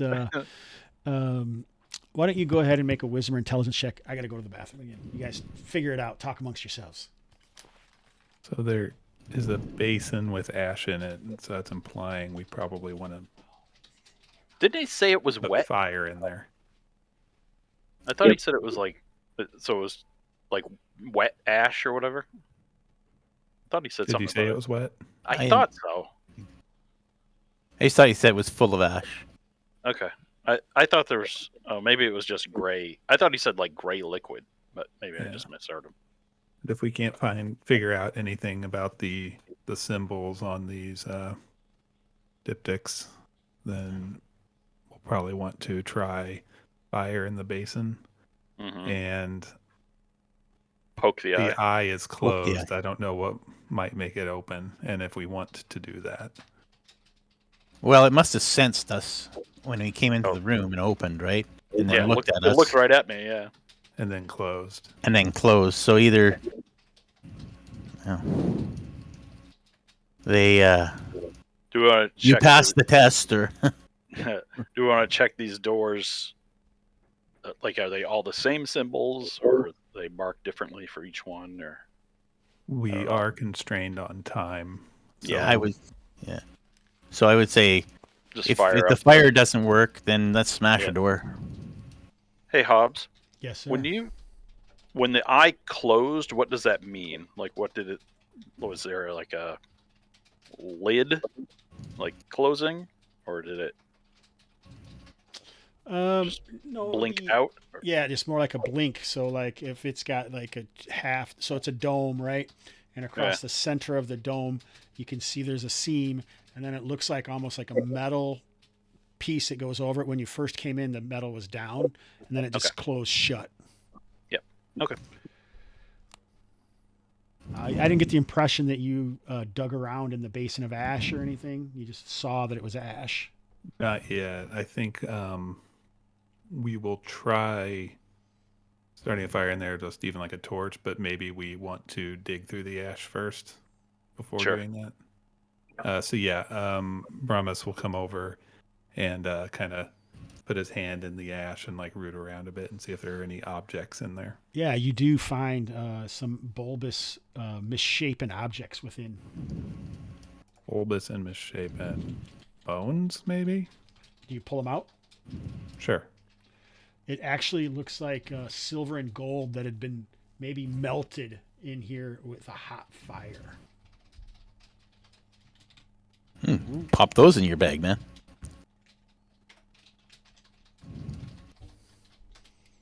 So this is a Anything? heavy How chunk. high is the ceiling? I think it's going to be irregularly shaped because this is a cave, a natural cave. But so the thing is probably 5 feet, and it's probably 15 at its apex. All right. And that's when you see the spiders. No, I'm just kidding. So the misshapen lumps of gold and silver, would they be roughly coin sized, larger? No, they're larger. They look like maybe they Larger. were like goblets or silverware or something that got melted, and then I put 120 gold pieces, so they're pretty heavy. Okay. I don't think we have anything like that we could try. I don't know. Melting Well, down. we have some gold, some coins, but Some coins, but maybe it's still worth trying, just like a torch or something. in the like a basin. sacrifice. Okay. What's I the don't know. silverite stuff we found earlier? Did you say what is we it? did find 6 Yeah. pieces of silverite. So it's not silver, but it almost looks like silver ore that's misshapen, and it has like some other type of metal. So it's like an impure piece. So I'll give you guys a hint. In the game, a lot of the non-human creatures seem to use silverite as trade or like some kind of monetary thing. In Sindanore, the merchants will buy it, but it's worth way more to the traveling merchants known as the Sailven. And you guys would learn that when you go. So basically what it means is when you get back, you can sell it straight up for gold right then, between basically 1 to 5 gold pieces for each piece. But if you hold on to it, then it'll be worth 2 to 3 times that if you actually found a Sailven to sell it to. Okay. Because they know how to work it into different types of items, like magic items almost. They're not magical, but they're a different quality, better quality in some ways. So should we light this fire then? And Yeah, unless anybody has a better idea, I think. I think we light the fire. And So the ash looks like it was all the wood that was probably in here at the last time, and there's not really a bunch of wood around or anything. well, we got some paper, right? Well, we have torches, so I think if we put a torch in there and light it just to see if anything happens Oh yeah. immediately, that's worth a try. Okay, so you guys take a little more time and you light up a torch and toss it in there. You guys are all like, waiting. Some tension fills the air as Brummus lighting up his torch off his tinderbox, and that's when Draktan sees the eye flick open for a second, and the eyeball rotates over towards that direction, and then it shuts again. I don't think we can get its attention unless we have more gold to melt. It's sounding like. Well, I got 50 gold here, but that's got to come out of everybody's share. What about just melting the stuff that was in there? I mean, we can try, but I think that has already been sacrificed as a thing. I don't know. I'm open to ideas where we can check out the door-like diptychs. See if any of the symbols make sense to anyone.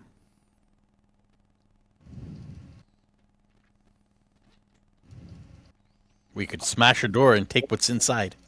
We can try smashing a door.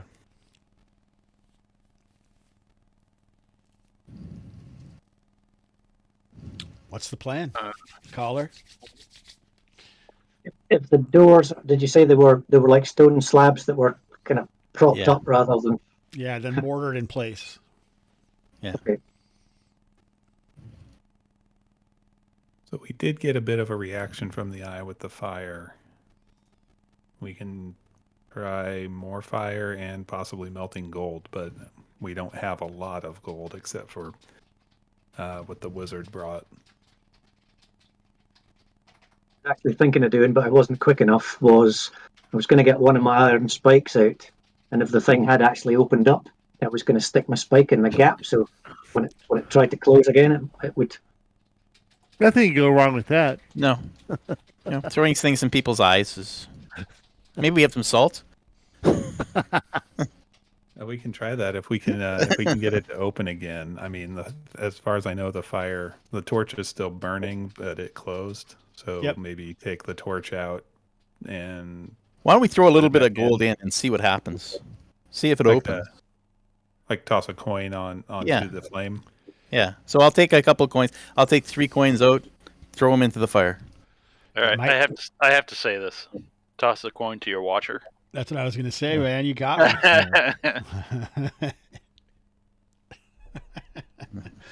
All right. Apologies. No, it's good. I like it. So if it's not disturbing enough to have this giant eyeball in the floor here next to you, you guys are also throwing coins in. So I'm assuming Draktan's over there as well. Yeah. Yep. Yeah, I'll go over there. Holcomb's just holding the torch in there. Are you guys sure this is what we should be doing? And then Nope. You guys are watching, your eyes switching back and forth between the Fire in the fire pit, the ash basin, and the eye. And I don't really know if a torch is going to be hot enough to melt gold pieces, but maybe magic is involved, and it's a true sacrifice once there's a fire and treasure within. And so the fire bursts up much stronger than it ever should from a torch. And you can see the gold being consumed and melted. The eye flicks open. Is there something someone wanted to do really fast? Welcome. Oh, sure. All talk, eh? All talk. I was going to do it. If it looks like it's going to close up again, I'll try and stick something in the gap. Like your hand? Like first. It's difficult to fire a bow when you've only got one hand. So Well, you were talking about having a spike, so you could have had one ready if you want to. I'm not going to hold that against you. You going to do that? Sure, if it looks like it's just going to close again. I mean, if the thing's attracted its attention and it stays open and it's not doing anything hostile or anything like that, I'm not going to bother in case that spooks it. But okay, so you can see that Shodai is there, ready with his spike, eyeing it as the eye kind of shifts. And at this point, it's been open long enough. You can actually see like the veins, and it doesn't look like a human eye because it has that weird cornea there that's visible, but it does kind of shift as like if it's almost alive or like it's looking at each individual person. Mm-hmm. So should I roll a d6? I should actually look at what I wrote here. No, I didn't write this dungeon. Someone else did. Just kidding.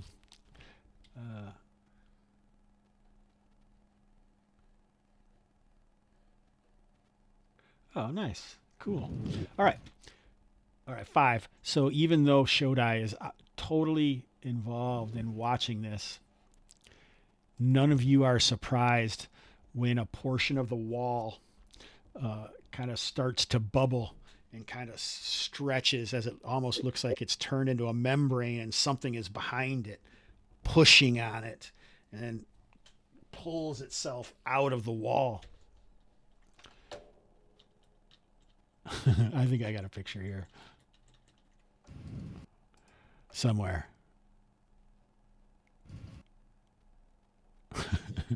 I like your guys' faces. I wish that there's something wrong with the way I do it because it doesn't stay like they freeze whenever I'm on a different screen.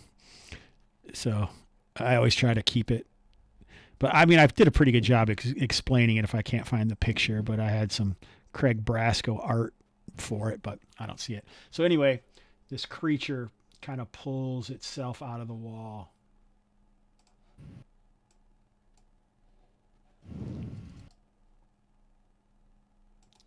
Right next to you guys. Oh. And this, I think, here we go. So much. Oh, okay. Ooh, wow. Oh, so much being in the back of the group. Yeah. Glad I got that plate mail. So this creature pulls itself out of the wall. What do you do? I attack. I cast my light. All At it. Let's roll for I say, close your eyes. Boom. The eye shuts. No. Was this a reaction to trying to stick something in the lid, or was this from burning? Or... I think it was from burning. Okay. Yeah, I don't think there's any way really for us to know at this point. Yeah, whose terrible idea was that? All right, whose turn is it to roll initiative? I think that you guys actually summoned a creature that you could forever control, but now you've attacked it, so it's no longer going to... Isn't that the fun part about D&D? Isn't that the fun part? Whose initiative is it? Jimbo, are you still winning? So Yes, you it said is. an animal handling roll would have solved all of this? Oh, it might have. All right. Oh, 1d6.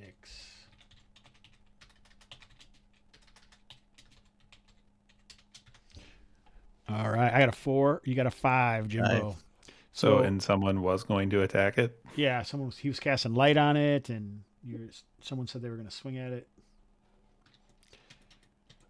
Go for it.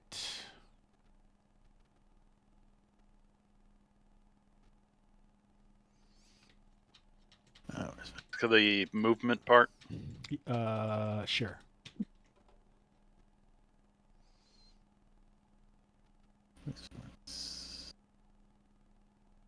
If no one else is going to move, because he's such a small fellow, Brumus is going to try to get over here. You and I should switch. Carmack and Brumus. All right, Brumus, if you don't attack or anything, you can just move there, right? Because you're just withdrawing. Okay. I see no reason to attack this friendly mudman yet. Too late. You guys said you were attacking it, so the people who said they were. I'm going to move away from it. Yeah, I mean, I see something weird coming out of the wall. Movement is done. Magic. So you're going to cast light on its eyes, so it gets a saving throw. It has eyes in the picture. I mean, does a mudman normally really need eyes? I don't know. I guess we'll see. And 18 says no. So you see the flash of light, and there's now a bowl, like a globe of light in the area. Unfortunately, it did not. Do Jack. It lit up the area pretty well, so we can do that. So we can draw a little circle here. Well, at least it wasn't a big offensive spell. I didn't hurt him.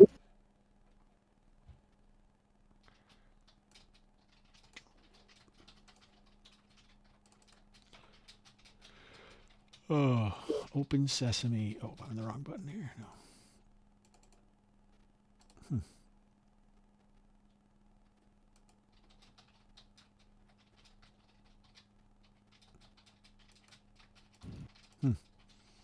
For some reason, I can't make it into light. Anyway, I should be able to, but I forgot how. So there's a light there, and I will increase the light if we need it for anything. Is anyone swinging? It's melee time. I am. So that was my first reaction. Yeah, go for it. That's a miss. Ordo seems like a man of action. AC 17. That is a miss. Is that a 1? Wow. 2. Is that everybody? Yep. Show die. You can attack if you want to with your flail. Yeah, I'm in a similar mind to Brumus. Why? Well, yeah. We summoned this thing. Why would I be desperate to attack it? I don't think I'm going to bother. I was just going with the cool kids. I like it. I didn't understand what you said though, Malcolm. I lost the second. Yeah. No, sorry. I don't think I am going to attack it. All right. Okay. Everyone's done then? See what it does. 6. Well, it's already been attacked. So it kind of, you see like the old Sandman kind of collapses into the ground and pops back up over here. And it's going to strike at, you're going to hate me, but I rolled it randomly. Draktan. All right. Oh. Roll a D6, Draktan. D6. Oh, a 2. So you're surprised when it erupts out. Oh. So it gets a +2 to hit you. Oh, a 20. Oh. All right, so that probably Thing doesn't like light. That probably hits. And it does 3 points of damage. Slams you with one hardened, muddy fist. Whoa. Well, that puts me down almost. Kill it! Kill it! I got a 6. Who's up? We lost last time, right? No, we won last time. You won that. We won. Okay. Yeah. Then it's the same person. Jimbo's up. Okay, let's see. Where is it? D6. A 4. All right. 1, 2, 3, 4, 5, 6. I'll just do it for you guys to see right now. All right, 1. All right, this might be fun. Goes down to the ground, flies back up. Whoever's controlling Holcomb, roll a d6. At least we have another light source. Yeah, that's a good thing. Yeah. A 1, so he's surprised, so +2. Only an Does he 8. drop? So Holcomb holds strong in this situation only by sheer effing luck. So it kind of slams him. Some mud splurts up, but he jumps to the side. You guys can move and go. So How far can can you I move? move to here? No. Well, you can move through people, but if you have plate armor on, I don't. I have a. leather armor. Yeah. So you have 6 square. So you can move 30 feet, which is 6 squares. So you should be able to. 1, 2, 3, 4, 5, 6. Yes. You can move through other good guys, but you can't stop on them. 2, Yep. 3, 4, 5. Oh. That's not where I want to go. What's going on? Oh, that is not where I wanted to go. How far can I move in plate? 4 squares. There. Not sure why it's doing that. It's all the bad things you said about Roll20. Yeah. Jumping around on me. That was me. Oh, I think okay. Brumus It is was all the going bad thing he to said about Roll20. Brumus is going to get over towards the basin and try to grab some of that gold and silver. And run? then he's going to be running. All right. I like it. And he will shout that we should run. Yeah. Okay. Nice. Is everyone moved that's moving? Can I control that light? No. I'm moving that light. Just it's there in one spot. Yeah, it just got put there. Okay. Yeah, we're gonna be running in the dark. That's good. Holcomb's right. still with us. Oh, that's Holcomb still with us. Yeah. All right. So melee.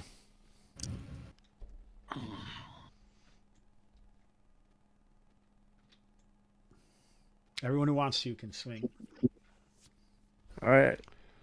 14. Holcomb has to move out of there, otherwise you're gonna have to make a loyalty check.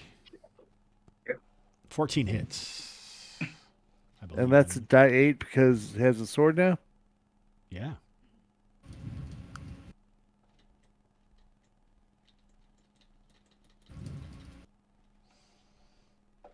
Oh, I lost the thing. How much you do? Oh, 6 points. Okay. So he kind of. Go ahead. Who had a question? Did I hit with that AC4? Yes. AC4 hits. Good. What are you using, a sword as well? Yep. Let me guess. Half. Half, exactly. That's what I thought. But still. Damn, maybe we should use a club. Get that flail in here. All right. So actually, the amount of damage you guys did is enough to make this thing kind of sink forevermore into the ground. Oh. Good job. The eye snaps Come shut. back, Brumus. Come back, Brumus. Oh, I'm still grabbing that the gold and silver chunks. Aren't they Hey, really some of hot? that's mine, eh? We can split it up, but All right. So you guys, what are you going to do now? Let's smash a door and get some stuff and get out of here. Yeah. yeah, let's go ahead and That one? Take that flail and smash that door Yeah. open. We have a crowbar. Does anyone Yep. does anyone have a game at noon? Does anyone have anywhere they have to be? Is what I'm asking. I guess. I don't think. So let's Not let's very let's well. do this door and let's see what happens through a door, and then we'll go after that. If it's a little after, we're not like in a hurry to get to another game or anything. So I think that's all right. So you guys are just randomly picking a door. I think someone said this one, so let's go with that one. All right, yeah. Northwest. So it's going to take a little while with the crowbar. So roll a strength check. Whoever's doing it. So roll a d20. You can hit the strength button, the strength button if you want, or. All right, good. So it doesn't take too long. So we only need a few random encounter dice rolls here to see if smashing it through causes anything to happen. Nothing. Occasionally you do see the eye flick open and seem to look around, but nothing else happens. And eventually the last strike with the crowbar, he shoves it in there and wheels it around, and the mortar cracks all along the center, and one of the diptych doors falls, and then the other one shifts and falls away as well.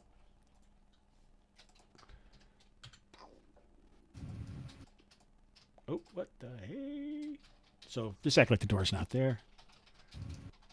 And inside,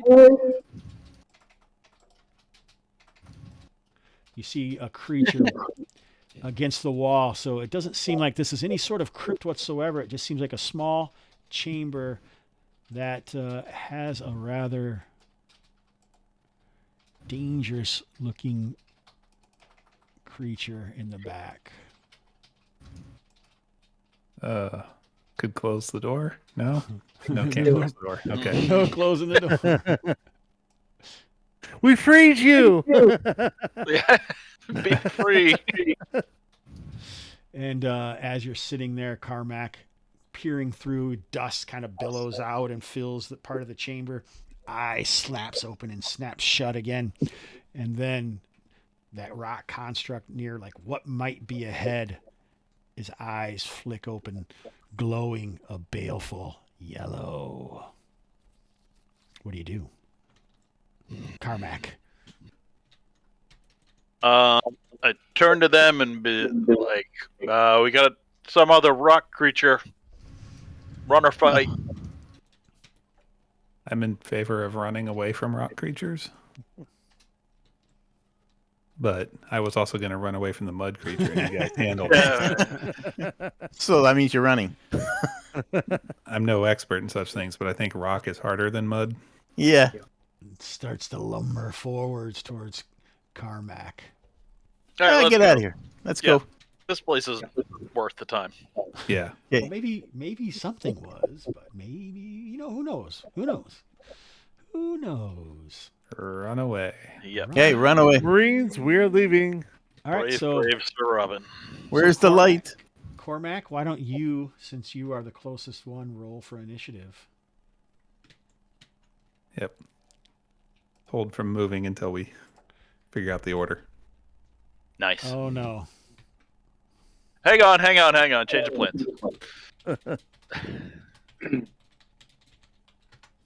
Guys. Oh, dang. So Carmack is like, should we run? And everyone's like, yes. And the creature moves up behind him, flails out with a rocky fist. Wait, how did you guys get so far ahead of me? They jumped the gun on movement. So they won't be able to move when it comes to the movement time is all. All right, so the fist comes striking down, whistling through the air at Cormac. Misses. Nothing to be afraid of. All right, movement. Okay. Now, everyone who's moved already, don't move. What do I have to do to move? You have a choice. You can either basically flee and you can move your full movement, or you can withdraw and move half of your movement, which is a big 10 feet. Yeah. I'm gonna do that for right now. See what it does. Let everyone get ahead of me. Yeah. All right. Yep. If you didn't move your full movement, I'll let you move again. I was just being crotchety. I don't mind. No, I'm fine where I'm at right there. Is everyone No good? one else. Yep. All right. Let's roll initiative. That is not me. Yeah, I think we're back to the caller. Jim. Oh, is it me again? All right. Yeah. Yeah, already. Wait, did Malcolm do it? Oh. Yeah, he did. Jim the first time. Yep. Ah. All right. You weren't in the box long, Jim. Nope. All right. Boom, boom, boom. Comes lumbering out after you. So as long as Does you're it- in this, go ahead. Does it seem slow? Not to a guy in heavy armor, no. Okay. But just because something is faster than you, it doesn't mean that if you really flee, Yeah, that yeah. it'll yeah. necessarily always follow you, or like you can drop something that maybe it'll be distracted by, or there's any number of things that maybe could happen that they wouldn't necessarily chase you down just because they have a higher movement than you. I hear if you play dead, it won't touch you. You said That's to bears. Carmack. Backing away. Ooh, 13. AC 4. What's Carmack's my- AC? 3. 3. Good. Yep. So just deflects off that shield. If you didn't have that shield, surely that fist would have been a rocky knuckle sandwich. All right. What the? So movement. I would like to continue out of this area. All right. All right, my master's leaving. I'm leaving. Are you heading into the darkness? If I have to. Holcomb can move though at the same time. Carmack, are you going to just flee, or are you going to still try to slowly pull away? I mean, my flee is still only, 4? So, No, yeah, I'll- no, because you can run, so that'll be ×3, but they'll get a bonus to hit you as you flee. Yeah, it's 60 feet if Yep. you're running full out. Yep. You want to stay with the light. Yeah, stay with the. That's what I'm doing. yeah, I'm just, All right. So whatever I just need to do to keep up with stay everyone just- else. keep up with them, but be the last one in line, yeah. All right. So now it's a 16, which it's AC 1. So a parting shot smacks you for 3 points of damage. Woof. You stumble away, running for your lives. You guys just using your maximum movement to get out of here? Yeah. I'd say so, yeah. Full run out All right. of this place. So as you move through the area, here, I'll just move Holcomb for now, just so we can kind of get a view. You hear grinding stone behind you as you pass past these sigilled stones. But you have fled to the surface. And you're in the Obsidian Mounds once more with tons of treasure. And What some do you get out of there? And some mysteries solved. Back to Sindanore with our lumps of melting gold. Sure. All right, so I will A see couple other lumps, too. see if anything happens on the way. All right, nothing happens on the way back. You've returned to Sindanore. As you approach across the isthmus of Sindanore, the Black Guard, the guardians, the Mabishi guards of the town, they stop you and they say you must pay the tithe if you're returning with treasure from Kalmatta. So basically what it is if you pay, it costs 10% of all of your gold, and or you can choose not to give any secrets, basically. So when you pay the 10%, that means everything that you did is going to be known to everyone. If you don't, then you're asking your henchmen not to say anything. But if you pay 10%, then everyone will know. But if you pay 25, they don't necessarily know. Does that make sense? You get all of the XP regardless, but you just won't have as much treasure. It's just another kick in the butt, showing you how nasty it is to deal with a man. Oh, So what's 10%, 25%? Are you going to try and sneak in and not pay the tithe, or what's the deal? I think 10% is probably fine. Yeah, there was nothing fine- there but fine by a me. couple monsters. Yeah, That's so when I everything in have- Kalmatta, man.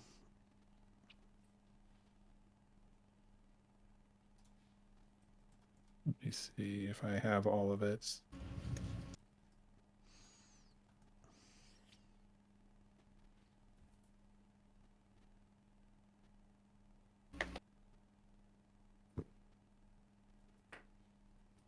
So that's it for the treasure, and then for 2 giant lizard guys, 4 of those blood-sucking zombies, and the mud man.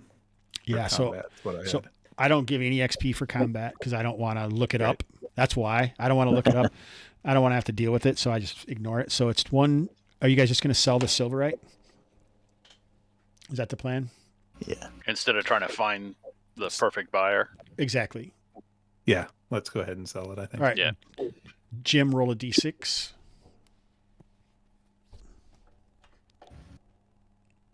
2. So they're each worth 2 pieces. So that's 12, 19, 139. My calculator. Here we go. 139 divided by 8 is 25 is 28 XP for treasure. You guys survived, so you get 100 XP for survival. You found a location, so you get 100 XP per level for that. So it looks like each person gets 228 XP. Cool.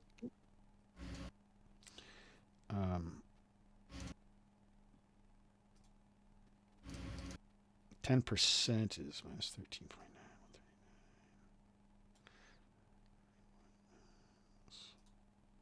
125.1 divided by 5. Everyone gets 25 gold and 2 copper. You're not counting me in that, are you?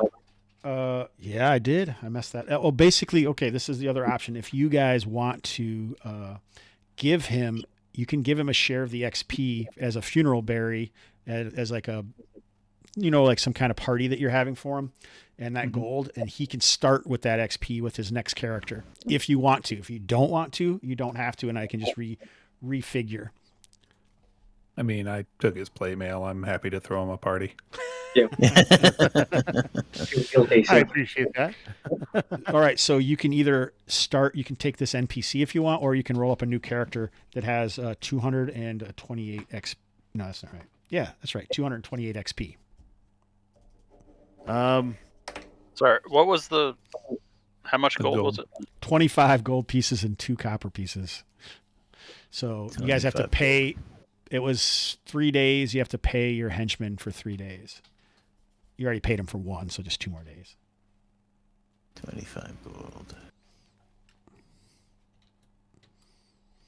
All right, so there isn't a lot of time for role playing in a West Marches game like this, so you don't have a ton of character development except what happens. So one way that I add character development is carousing. So you can choose to carouse if you want to.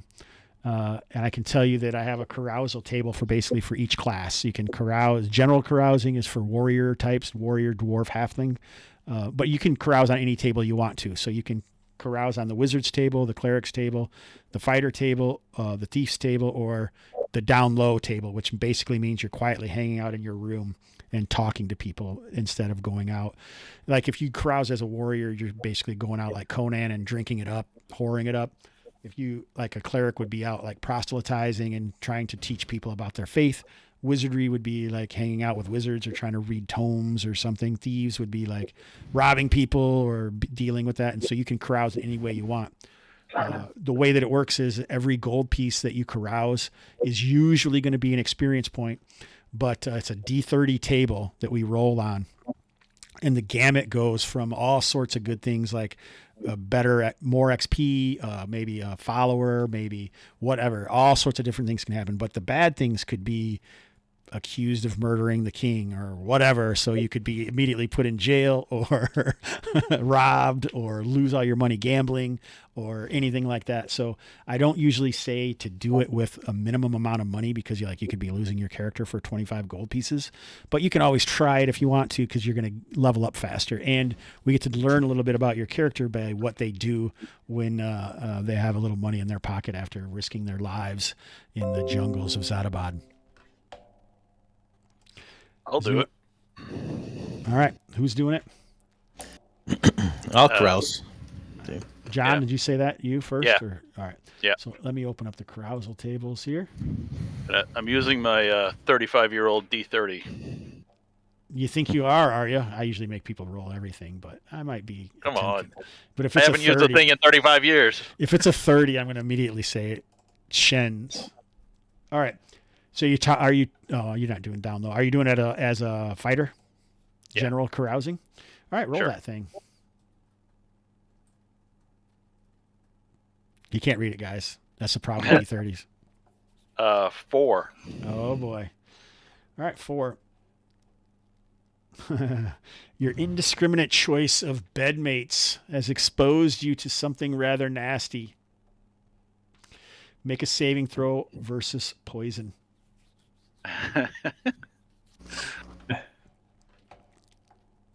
How many gold pieces were you using to carouse? Sorry. I don't know. 10.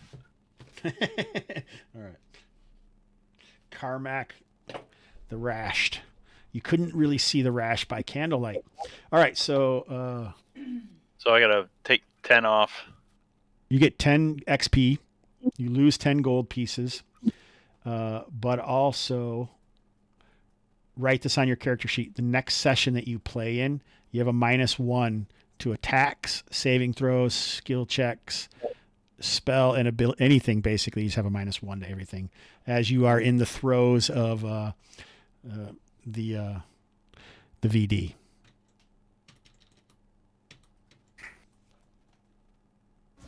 Okay. Here's lesson number 3, you guys. We were wondering what it was. Never roll thy own carousing D30. Thanks for that, Coleman Show. Good one.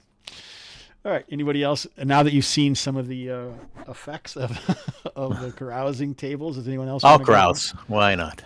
All right, Jimbo, are you going to I'll carouse use as a 15. wizard? As a Yeah, wizard? 15. Yeah. All right. Let me get the wizard table out. All right. So roll. You can just do /R 1d30. Okay. Roll D. Oh shoot. What am I doing? So /R. Yeah. /R space 1d30.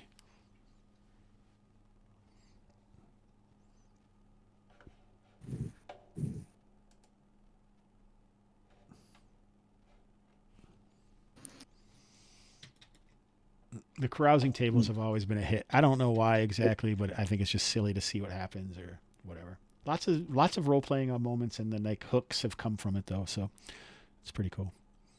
Need some help, Jimbo? Give me an error here. So it's sorry. You're probably doing the wrong one. They're question mark. The slash with the question mark. Yeah, forward. / space. Yeah, in the Hard. chat box and roll 20. Yeah, in the chat box and roll 20. Okay, so slash for what the hell's my slash? It's next to the right shift, usually. Yeah, I'm on a Mac here. Yep. So it's probably up your ass where your head is then. I'm just totally kidding. Malcolm hates me already, I can tell. Just give me a roll for it. Go ahead. All right, Go ahead and roll for me. here it comes. A 22. This should be good. Sounds good. Thank you. You're very welcome. It's probably better than I could roll. Don't take me seriously about the Mac talk. I'm just teasing. I'm a graphic artist, so. All right. You have, by selling your labor and through no small amount of coin, stumbled upon a truly rare and dangerous spell in your arcane researches. You learn the rough workings of the spell. So roll a D. All right, this is interesting. Roll a D6. D6. A 3. Perfect. So now roll a D. I'm going to roll a D13 for you. Oop, okay, a 12. So what I do is I just use the magic table, but if I roll a 13, then I introduce a brand new spell into the setting. So like I'll roll on like a Labyrinth Lord or a first edition or something like that. But otherwise, you're still in the first. I don't know what the 12 is. It's probably like ventriloquism, right? I think it is. That is quite wondrous, and you also get 15 experience points. Oh wait, it's second level. Sorry. So it's a second level spell. So you don't. Oh, it might be web. It could be.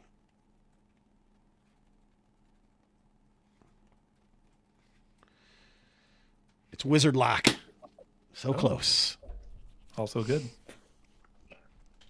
So you gain the spell Wizard Lock, and we'll say this. Right now, you've learned the spell in a way that no one else even knows. So until you get to be second level, if you make a half intelligence check, you can cast it. Okay. Anyway, okay? Okay.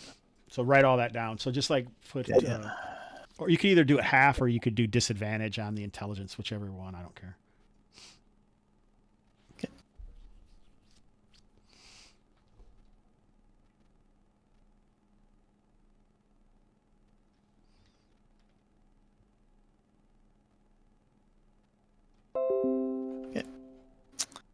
All right, nice. Anybody else want to carouse today?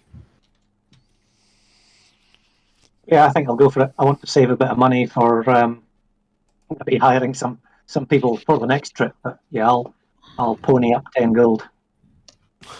Hey, Total Geek the First. Welcome to the show. Welcome to the chat. You made it just in time for carousing. Malcolm is about to. He's not going to get VD. I don't think that can happen twice. What? How much are you spending? 10 gold. 10. A lot of times people won't do it for like a less than 100 or 200. But I like it. You guys are like, we're probably never playing this game again. It was terrible. So, are you doing it as a fighter? Yeah. Okay. General carousing. Roll a d30. You got a 20 already. I think that's heroic carousing. Heroic carousing. Wine, women, and song. You just gain 10 XP. Yep. Good work, sir. All right. No one else is carousing? Nah. All right. So this is where at the end of the show, what I normally do is you do the highs and lows, or like, I don't know what the other games call it. So Jim, like, you have any highs or lows that you like, a high thing and a low thing from the session? Highs and lows. If you don't have any, that's okay too. I think for me the encounter with those blood-sucking zombie things, just because they were interesting and sort of unexpected, was a high. Okay. I don't know if I have a low. All right. Awesome. Great. Eric? I haven't had a character die in years, so that's a high. There's a lot of the games, especially I used to play 5th edition with a group I played with, and no one ever died. So the lethality and going back to old school, really high. All right, cool. Do you got any lows or any like suggestions or things that you would thought would have been cooler? No. All right, good. It seems like we did a good job then. Awesome. Malcolm? I was the whole thing really. Getting a chance to finally play Kalmatta after having read about it and heard about it for a while. So, and yourself obviously, and the rest of the guys play. I think, other than Jim, didn't know anybody beforehand, but yeah, really enjoyed it. It's such a different play style to pretty much anything else I'm likely to get. It should have been what I was doing about 30 years ago, but we never used to play D&D like this. So it just makes you think in totally different ways, and I find it quite refreshing actually. So yeah, enjoyed it. And the low, well, how can I do anything other than hang my head in shame at having killed one of my companions? That's always a high for me when I'm playing. I mean, I feel like I'm going to be psychologically scarred now, or the character is. So yeah, I'll be waking up in the middle of the night seeing his face in my dreams, saying, "You shot me in the back, you little bastard." Some It's a mercy killing. Oh, the guy's gonna drain all your blood. Let me. Yeah. I couldn't tell because you kind of have a good poker face, and sometimes you're just shaking your head like this. I'm like, I don't even know what what you're thinking. I'm glad you had a good time, Malcolm. John? I did. Thanks. Uh, yeah, I think it's everything everyone's already been saying. Those creatures are pretty weird. That was kind of neat. I was gonna say that the low was the character death, but apparently no one else thinks that. So, no. For You're me, still playing a lethal game. That's yeah. Well, great. I'm not. Yes, no. It's cool. I'm undecided on OSE. Like I can't figure out if I like it or love it. So, or don't like it. So I don't know. So no, it's cool. No, I very How much many times have appreciate you guys. played it? Is this the only Twice. time? The only other time was with Jim actually, All right. and that character death was in the first 10 minutes of playing. Okay. So Nice. you remember that, Jim? That was a few weeks ago. That was I'm going to taunt the goblins. Yes. They'll Yeah. they'll like that. Yeah. Yeah. So, so yeah, it seems it's swingy. Like It is. it's yeah, especially if you don't have any kind of healing, and it's just the instant death. So it's it's trying to get used to. It's just something so different than everything Cool. else that's out right now. So Well, no, I'm it's good. glad you took the opportunity to try. So, and like I Nope. say, you always can play another Kalmatta game. Yeah. I offered to run a pickup game of Kalmatta over the weekend. I'm running Low Fantasy Gaming on Sunday, which is a lot I'd more like to try survivable. that.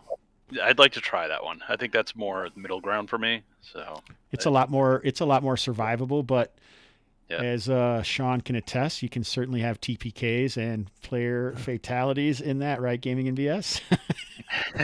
Not that it's happened to him or anything, but on this very gamerhood, it might have. Yeah. Owlbears are still nasty.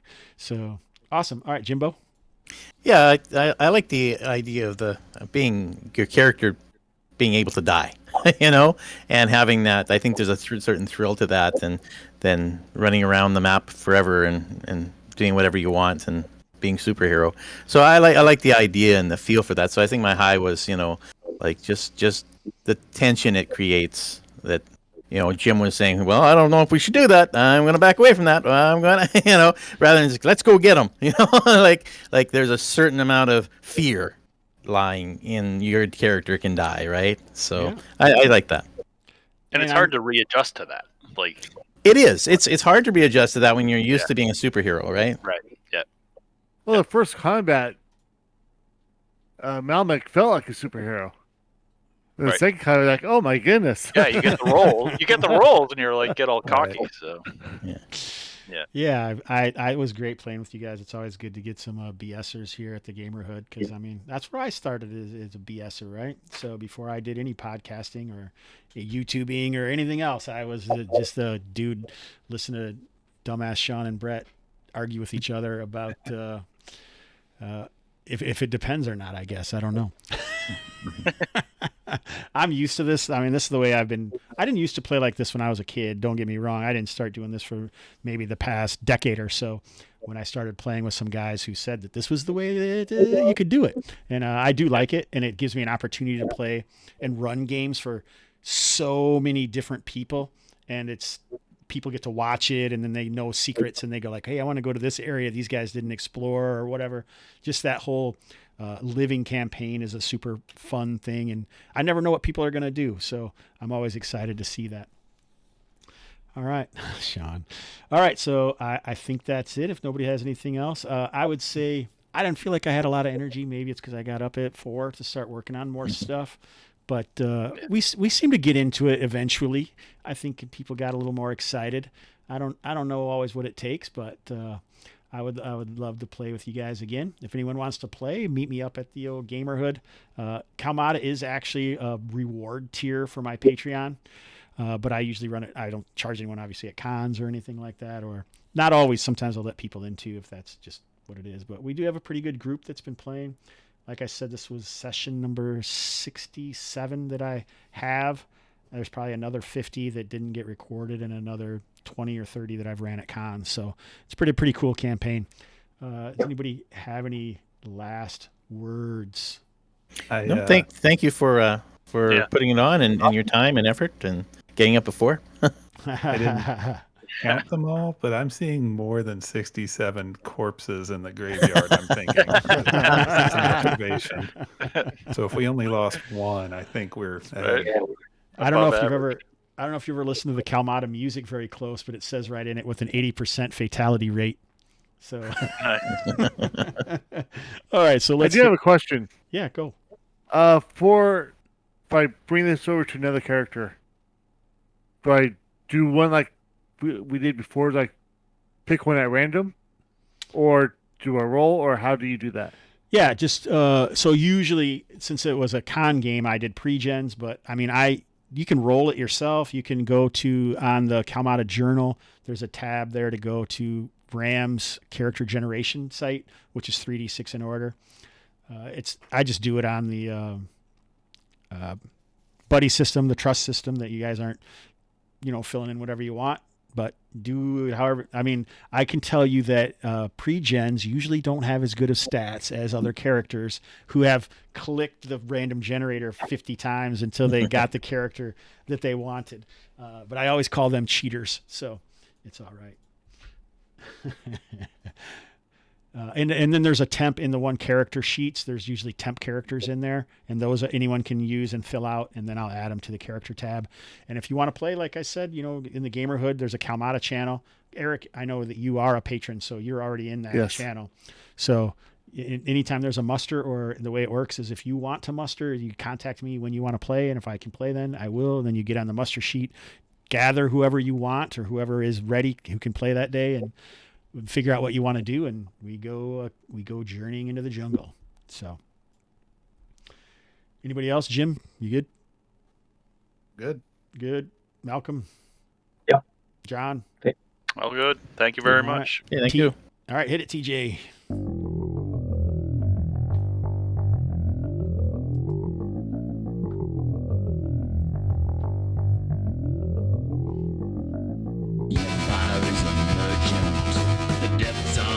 Chills to death it's urgent,